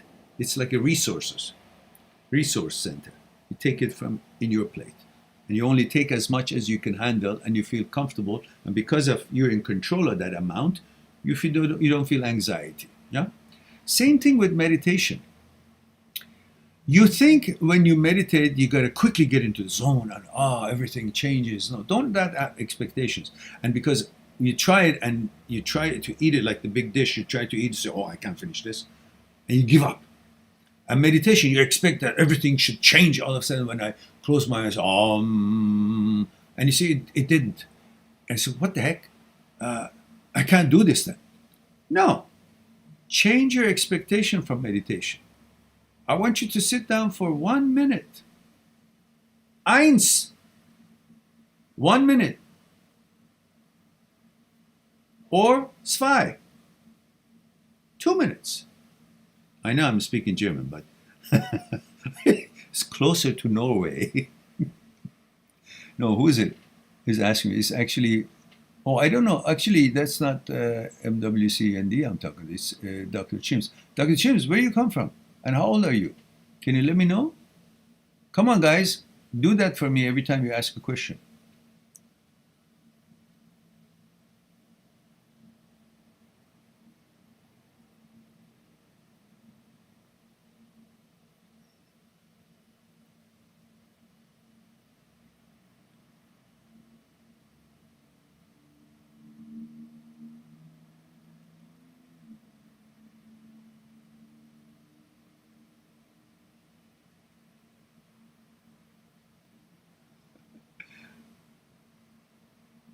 Okay, I'm still waiting for Dr. Shima to tell me age. Okay, 21 year. Oh no, I don't have it. Come on, guys, give me that information ahead of time. So you need to sit down for 1 or 2 minutes and do the meditation that I have on this site. I have on this channel. Just put in meditation, you'll have all kinds of it. It's guided meditation. We did it online live, and there are different kinds, and one of them explains all 2, 3 kinds. And the easiest one is the one that you just close your eyes, sit down comfortably, and you focus on feeling, seeing, and imagining the flow of air in your nostril when you're breathing and flow of air exhale out of your nostril when you're exhaling. That's all. Just while I do this, I can feel the flow in, I can feel it, and then I can actually see it coming in. So I'm noticing the air coming in, and I'm staying with that notice, staying from that movement of air, the feeling, the sound of it, the existence of it, the flow of it. I'm staying with that, pulling it in, coming to my lung, and exhaling, and I'm moving along with the airflow. I'm with the airflow. Like, I see it, feel it, and see the flow. I see it, feel it, and with the breath. In, out, whether from my nose or mouth. I'm just with it mentally, and I'm feeling it, the flow of the air in, the picture of it, how it's moving in, how it's moving out, and I'm with it, one with it. So stay there and do this for 1 minute. Because there's a sound to it and there's a feeling of air touching inside your nostril, you feel the movement of air, flow of air, your mind stays with it because it's got feeling. There's a physical involvement of the breath coming in, you feel the flow, you feel it's touching your being, and you hear it, and you're involved with it, you're following it mentally and physically, you're involved with it. So your mind and body is coordinated in a second because your brain, your mind is thinking about all that, sensing about the movement, feeling, and all that, and there's a physical movement, activity.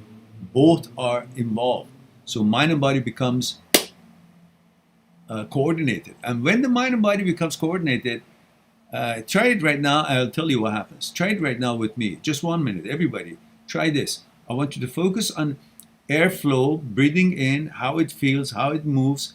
You see it coming through. You feel it coming through. The flow, you're with it mentally and physically. So breathe in. Or breathe normally through your nose, however it is. Just stay with it mentally. Feel it, see it, imagine it, flow with it.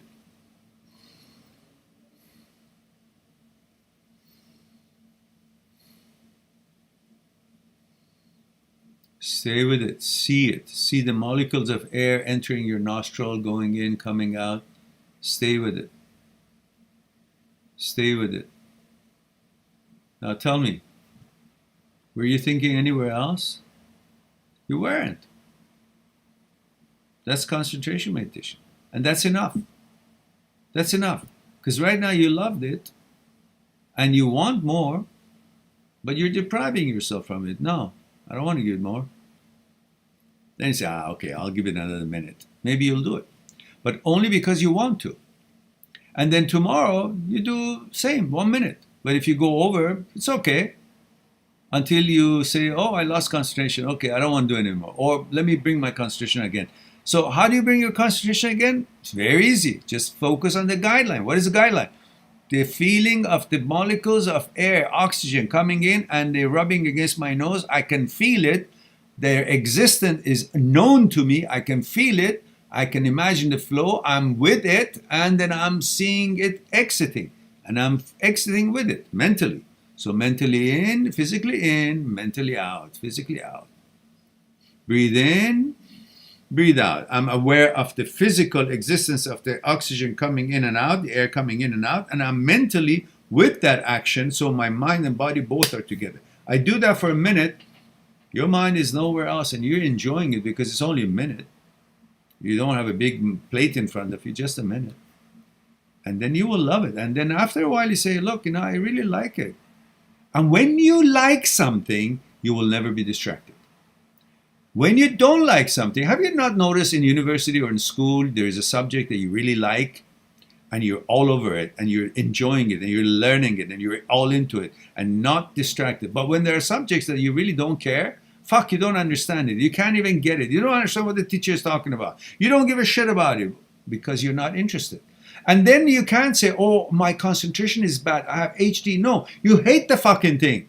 That's why you can't concentrate. But give me something that I like, and you can see you're like a hawk. You're right on it and focused for hours. Why? Because you like it. You decide. You want to. You command it. That's what you want to do with learning concentration. By doing something that is feeling good, making you feel good, and it's easy, and your mind and body is both coordinated the first time you do it. So tomorrow you may do 2 minutes, 2 minutes, 2 minutes.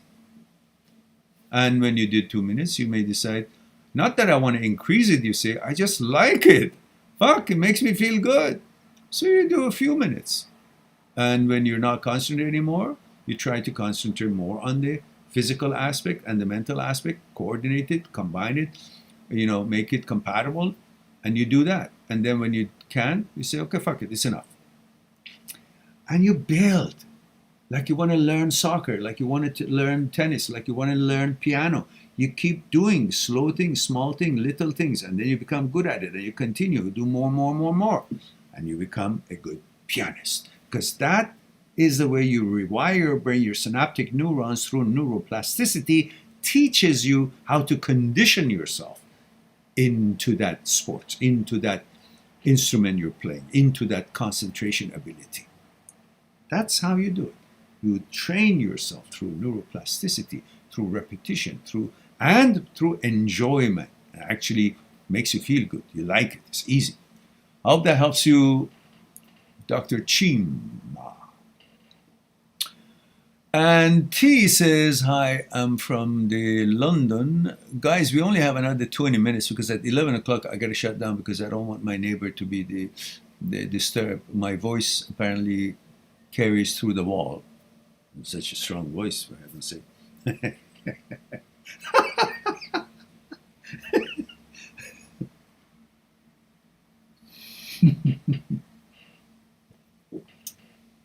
All right.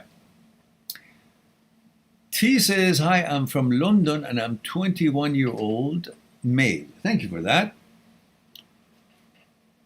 I still don't know what to do in the exact moment I get these thoughts.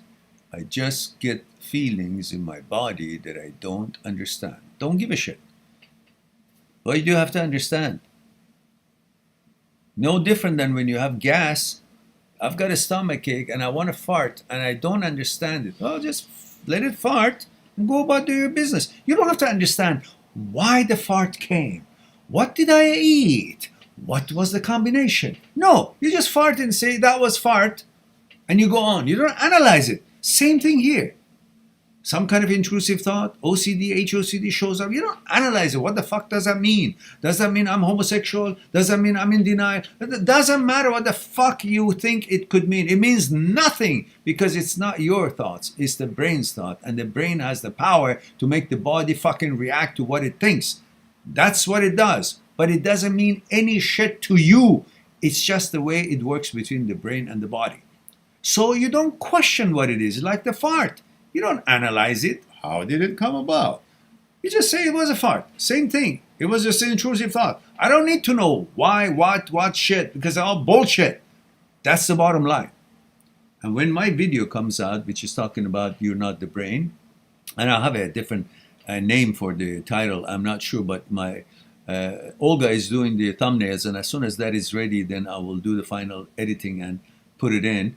But then it will explain to you why you should not pay attention to the brain's thoughts, because brain is not you. So what the brain manufactures cannot be you either. So the hell with all of it. Don't data hunt it. Don't try to interpret it. Nothing. It's a fart. It's a brain's fart. That's it. I mean, if you deal it that way, your life will become easy and you will protect what's sacred to you, which is your identity based on your gender, based on your values, based on your preferences, based on your faith, based on whatever it is that guides you. You protect that, not the fucking suggestions of the brain. So many French words I'm using tonight. I don't know why. It's a tea probably. So it's an adult show.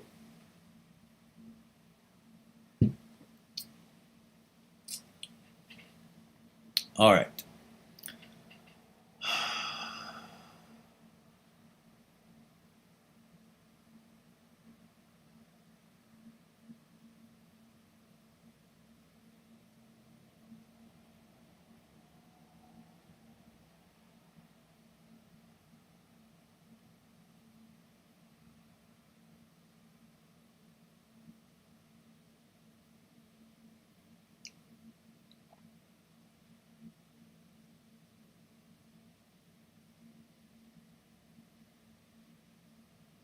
Look, T, I have all the videos in regards to all the questions you're asking here. You either look at the videos, because they're detailed. I can't go through every one of them and describe what they are supposed to mean. Each of them are, I don't know, 15, 20 minutes. Or you can make an appointment with me on Skype and we can explore it together. And if you make an appointment for an hour, I'll give you another hour on me. It'll be 2 hours. Will be plenty of time to discuss it. Otherwise, if you are not in a position to spend that kind of a one-on-one private discussion, they're all done for you. You can go on the playlists and find them and look at the titles and then choose them. However, when you say that that I feel like I can't even look at a handsome man without anxiety. Because it doesn't matter. You're entitled. Every one of us are capable, and it's normal for a man to notice another man's handsome looks. Why? Because we appreciate symmetric designs, good looking things, whether it's a briefcase or a horse or a dog or a suit or another same gender, a male or female, it doesn't matter. Statute, there's no life, but you prefer to look at a well-designed symmetric artwork than something that is not good looking. So noticing a good look of a man is a compliment to yourself, because you also consider yourself good looking, or you like to be good looking, you appreciate to be good looking. And therefore, when you see another man that is good looking, you prefer to be friends with that man than a disgusting looking or ugly looking person. It's just naturally, the same way you go and want to buy a peach, you look at the prettier peach. They're all peach, but you don't say, oh, I'm a peachosexual now because I chose this particular one. Or if you see a horse that looks good, you say, wow, what a beauty. Oh, I'm a horsosexual now. Or the dog. Or a briefcase. Or briefosexual now. Oh, we are capable and allowed, and it's normal, and it's actually good to notice all the good looking things, because we want to be able to have this capability of noticing good designs, good drawings. And, that's how we are set to notice good design, well designed, good looking things. That's a capability of ours. That's why we enjoy looking at different things. A nice tree looks beautiful and green. We prefer to look at that than a dried one. We prefer to look at a beautiful flower or green plantations than not a good one. This is pleasantry. The energy that something symmetric and good looks brings to the environment is preferred. So you direct your attention, because you naturally have the propensity to direct your attention to something that is got a good energy, better energy. And that usually, before you know the person's personality, is expressed, may faultly, but later on you'll find out if it was true or not, expresses good energy. The good looks, good design expresses good energy. That's why you would be inclined to pay attention to that versus something else that is not so good looking. So noticing a good look of a man, it's good because you want to be good looking. That's not a problem. And the anxiety is because you're actually so diehard heterosexual, and that your brain comes in to protect you, and the way that it's designed to protect you is by creating anxiety about something that is opposite of what you are. And in order to protect you, it conjures up negative thoughts. So when he sees a handsome man, it associates it with all kinds of things that it's possible to associate with, and one of them is sex. And in the case of you being a heterosexual, homosexuality is something that is opposite of what you are, and the brain wants to protect you. So alerts you, alarms you, and associates everything that it could associate to that person that could have a connection to sex, and then it brings all the connotations and associations, and then intrusive thoughts takes over. And because the caudate nucleus is not working well, instead of automatically shutting down the intrusive thoughts, that's what it's designed for. When it goes malfunctioning, okay, you've got this associations happening with the brain, because the brain gets all kinds of information from the media into it, which is not chosen by you, but it's out there in the world. Everybody's lifestyle, different kind of genders, different kind of lifestyles, different kind of products and designs and offerings and products and so on. All of that information gets into our brains, everybody's brain. And so the brain picks up one of these from the consciousness and makes thoughts about it. So when its mandate is to protect you, how is it going to protect you? By creating negative thoughts. Because you cannot protect something if you're not focused on negative happenings. If you're called to be a security on a mansion or somebody, you constantly are conjuring up negative thoughts, intrusive thoughts, dangers, in order to prepare for it and be alert and to counter it. So the brain thinks that by constantly bringing about anxiety to make you heightened and ready to protect yourself against all things that is opposite of you, is doing its job. But it doesn't have enough information to know when to stop. So you need to treat it and train it. Says, okay, I got it. I understand. This is your suggestion that this is it and I'm homosexual. Okay, fine. Thank you. I got it. But it's intrusive thoughts. And I call it what it is, intrusive thoughts. And I don't follow it anymore. I let it fall by the wayside. That's enough. I noticed you tried to do your job. You suggested something. I noticed that it is not true about me and I'm not interested in that. And this is an intrusive thought. So I say, it's not me, it's intrusive thoughts. It's not me, it's the brain. It's not me, it's HOCD. And then I call it for what I just did. And I move on with my life and what I prefer it to be, regardless of how many times you keep this up here. And why you keep it up here? Because caudate nucleus, part of the striatum, part of the basal ganglia, it's malfunctioning. It's not operating automatically to shut down the intrusive thoughts, knowing my gender, knowing my preferences, knowing my inclination, knowing my preferences and therefore it's not doing its job automatically. So what I have to do here is to do its automatic job manually. How? By noticing its intrusive thoughts, by calling it its intrusive thought, by calling it it's the OCD, it's not me, it's HOCD, it's not me, it's the brain, it's not me, noticing that, calling it as it is for what it is, and then moving on and ignoring it. And if I keep doing it, the brain starts realizing that there is no taker here, and this is not a good suggestion. He doesn't play with it, he doesn't like it, and it keeps learning that you didn't pay attention to it. So when you don't pay attention to something, brain rewires itself, learns that these are not what is supposed to be presented here. So eventually it reduces, and then stops. Or caudate nucleus sets back in. Or even if it doesn't, you become an expert in negotiating it, managing it, and just kind of letting it fall by the wayside, and because you're focused on your life and you know what these are, you're not distracted by them anymore. When you don't give them value, they see they have zero value, they won't make it as often. And if they do, you know how to deal with them. That's how you do it. So, I don't know. So it's perfectly fine. You notice somebody else's good looks, but just say, okay, good looks, so what? I notice lots of things.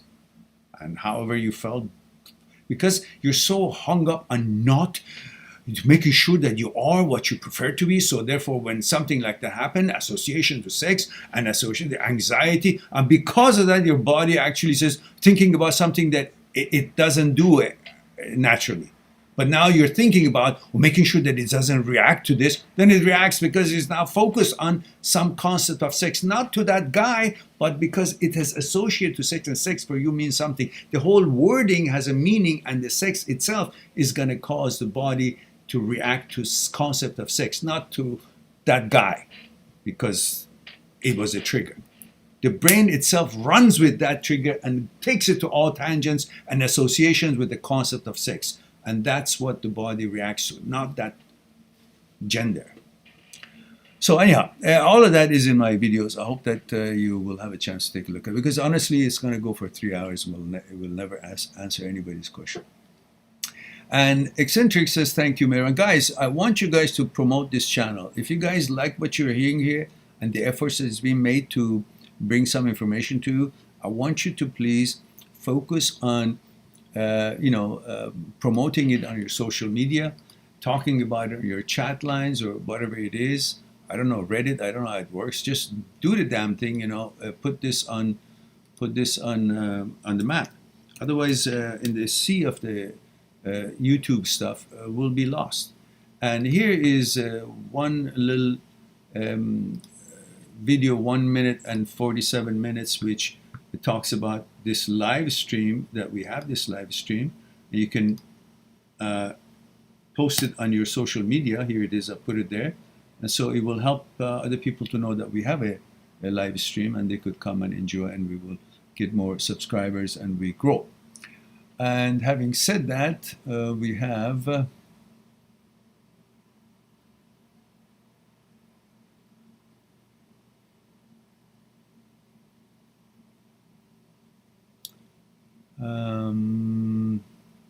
Deep Diver says, so Meran, you suggest he work out his glutes, lol. I don't know what that means, Deep Diver. And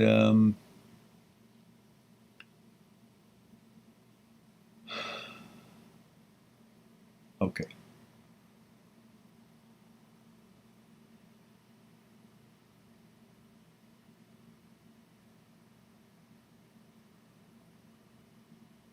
MWCND, you do not pay attention to that girl anymore. She is not qualified. Just do yourself a favor, and you will thank me later. If you follow what I'm asking you, that you go on with your life, with your studies, focus on your life and what life has to offer, and understand that life is not summed up in this girl or this relationship. Let her go about her life, and you focus on your life. I guarantee you, life will be amazing to you. You will find amazing girls out there. Whether you want it or not, they'll happen to you. You're a good boy and you're a good young man, and you will find someone wonderful. But at this age, don't be hung up on this nonsense. You know, these kind of girls at this age, if they're doing this sort of thing, they're just very fucked up. And I don't care how much. And that bullshit that you told me, it's not because of sex, because I want to make her happy. Why the fuck do you want to make her happy for? What for? Who is she that you're responsible to make her happy? Who died and left her in charge that she would be the queen of this earth, that your duty is to make her happy? Why? Why do you want to make her happy? What has she done for you? What does she deserve? What the fuck? Who the fuck she is? Do you want to make her happy? I want to make her happy. Why? Because you don't have enough confidence in yourself, and you want to do this in order to feel important. Go feel important on your own. Why do you have to, take care of some idiot who doesn't have enough respect for you or appreciation at this age? They think, I gotta make her what? Why do you have to make her happy? Huh? Because you're selfish and you're lazy. You don't want to go and offer yourself, your goodness, to someone that is really worth it, a nice girl. And you're after your desire. And don't give me that shit. It's not because of sex. She's got nothing else to give you, obviously. So what is it for if that's not it? So move on. Move on. Trust in what I'm saying here in this matter. And move on. Focus on your studies and focus on your other friends and build your life and prepare for the future. You're 19. Once you're, 25, 26, and you've got so many different girlfriends, and you're going to look back at this conversation and you're going to smile and say, where is Mehran that I tell him, thank you. You saved me by not letting me swim in the shit that I'm swimming in and thinking, oh, it's pure water. No, it's shit. So move on. Unless you want to continue being shit. Go. Accept your family's love. Be with them. And we have... all right, what do we have? We have nothing. Uh-huh.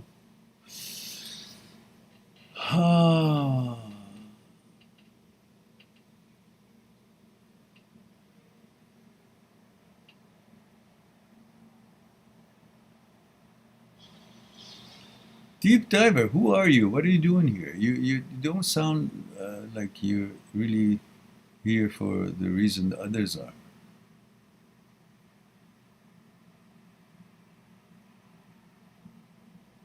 Your comments are kind of...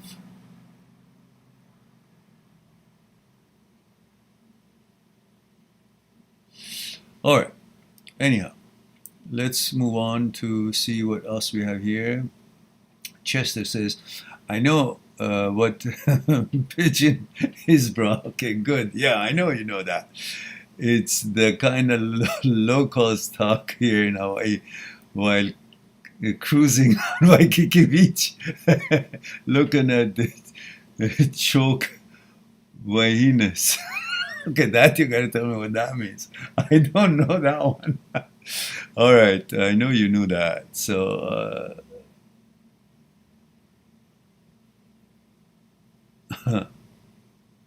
yeah, MWCND, you're not her daddy to worry about what the other boys want to use her. She wants to be used by them. What about that? What about her? What about her decision? So don't be her daddy. She's adult like you. She knows what she's doing. If she does or doesn't matter. It's not your business. Move on with your life. Build your own life. You have no mandate to build hers.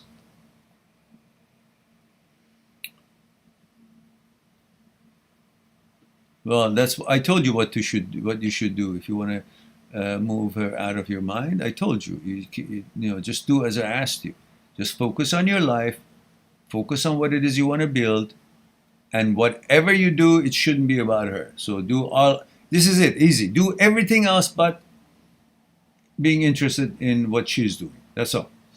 All right, let's go on.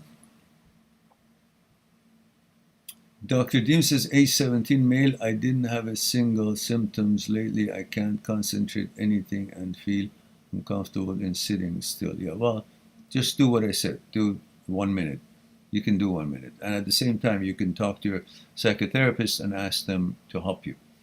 Because, that's pretty much... if you don't want to try something and keep wanting to say, no, it feels this way, I can't do it. As long as you say, I can't, you won't. Mind moves the body. You say, I can't, you won't. But you say, I can do it. I'm going to try, do my best. I'm going to sit for 1 minute. Maren asked me for 1 minute. I can do 1 minute. I'm going to do exactly what he says. The kind of breathing, kind of meditation he said. Then you'll see. You build yourself. I mean, it's like saying, I go to tennis court and I hit it. I can't hit it. Oh, I can't hit it. I can't. Well, how about all these other people who play tennis fabulously? They couldn't do it at the beginning either, but they didn't give up. That's the difference. Nobody can do something as good as they would eventually do it if they continue exercising it. Nobody can do whatever it is that they're good at the beginning. But the difference is that they didn't give up and they kept doing it. That's called training. And suddenly you know that everything else you want to be good at, you got to keep doing it and practicing it. But when it comes to this, I can't do it, so I won't do it. What does that mean? That's not the way you're going to get things done. And MWCND says, I've told about your channel to my friends and they really like your channel also and subscribe. Good job. Thank you for that. Deep Diver says, you forgot me. Deep Diver, you never had a question. What are you talking about? I checked everything here. You're talking to other people. You're not talking to me. You're just echoing here. So, like you say, yeah, so Mehran, you suggest he works out his glutes. What the fuck does that mean? What are you doing here? I don't know. That's not a question. So don't ask me to answer that kind of question. You want to be serious? Ask me a question. I'll do my best. Choke means a lot. Wahine means female. Yeah, I thought that what it means. Wahine. Wahine is female. Woman is. Yeah, okay.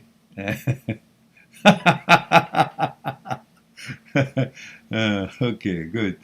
And eccentric says, what do you think about lack of communication in relationship? Yeah, it's not good. That's all I can say. That's not good. The cornerstone of all relationship is communication. So gotta be good at that. Make that happen. Okay. All right, guys. It looks like that it's 2 hours and 20 minutes and 50 seconds and so on. And MWCND says, Mehran, I wonder what should I do if she wants come back. She won't. Or want me back. No, she won't. And if she did, she say no. You say no. You move away. If she ever did that, you don't. And by the time she does it, she never does. Okay? She already fucked up so much, she's not going to come back and try to eat where she's shit. And how should I be with her? What should I say to her? Nothing. You have no problem there. These are intrusive thoughts, bullshit thoughts. Don't even think about these scenarios. She won't come back, and if she does, ever, you say no, fuck off. Politely, say please fuck off. You just don't. That's it, simple. And you're 19. Trust me, you don't want to be with these kind of girls. Once they have already cheated on you, that's the end of it. Done. That's it.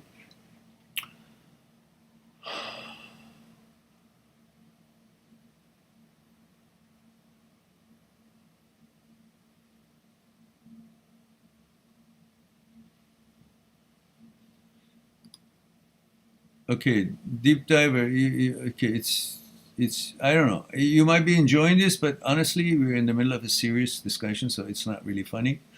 So, however it is, I hope you mean well, but I don't get you have any questions here. So, at least hopefully you're enjoying it, but just better not. Okay. Yeah. Okay. All right. You're not trolling. Okay, that's good. That's fine. But we're done anyhow. So thank you for being here, and maybe next time you'll be, I don't know, you have a question maybe. Chester says, Deep Diver is trolling you, Mehran. Yeah, I think so, but, he says, no, just ignore him, Mehran. This person indirectly, like, causing problems, unlike the usual keyboard virus. Yeah, that's right. Okay, Sid, I wish you well. Aloha, mahalo for everything, and thank you for teaching me those words. And this time, guys, I would like to say I love you all. Thank you very much for being here, giving me the opportunity to share a thing or two with you. I look forward to talk to you again, and hopefully, actually, it's tomorrow, isn't it? Tomorrow at 1 p.m. and Vancouver time, and also 9 p.m. Vancouver time. So we'll start at 1 and hopefully we'll finish by 3. Then I have an appointment, and then we'll maybe get back at 9 if any of you are still there. And Deep Diver, if should you decide to join us tomorrow, please do not troll. If you do, I'll just give you a timeout. That's what I do. All the best to you, and thank you for being here if you meant well. At the same time, again, I look forward to talk to you again tomorrow, to see you guys again tomorrow, or talk to you guys tomorrow. In the meantime, be good to yourself, and to the others, I'll talk to you soon. Now, bye for now.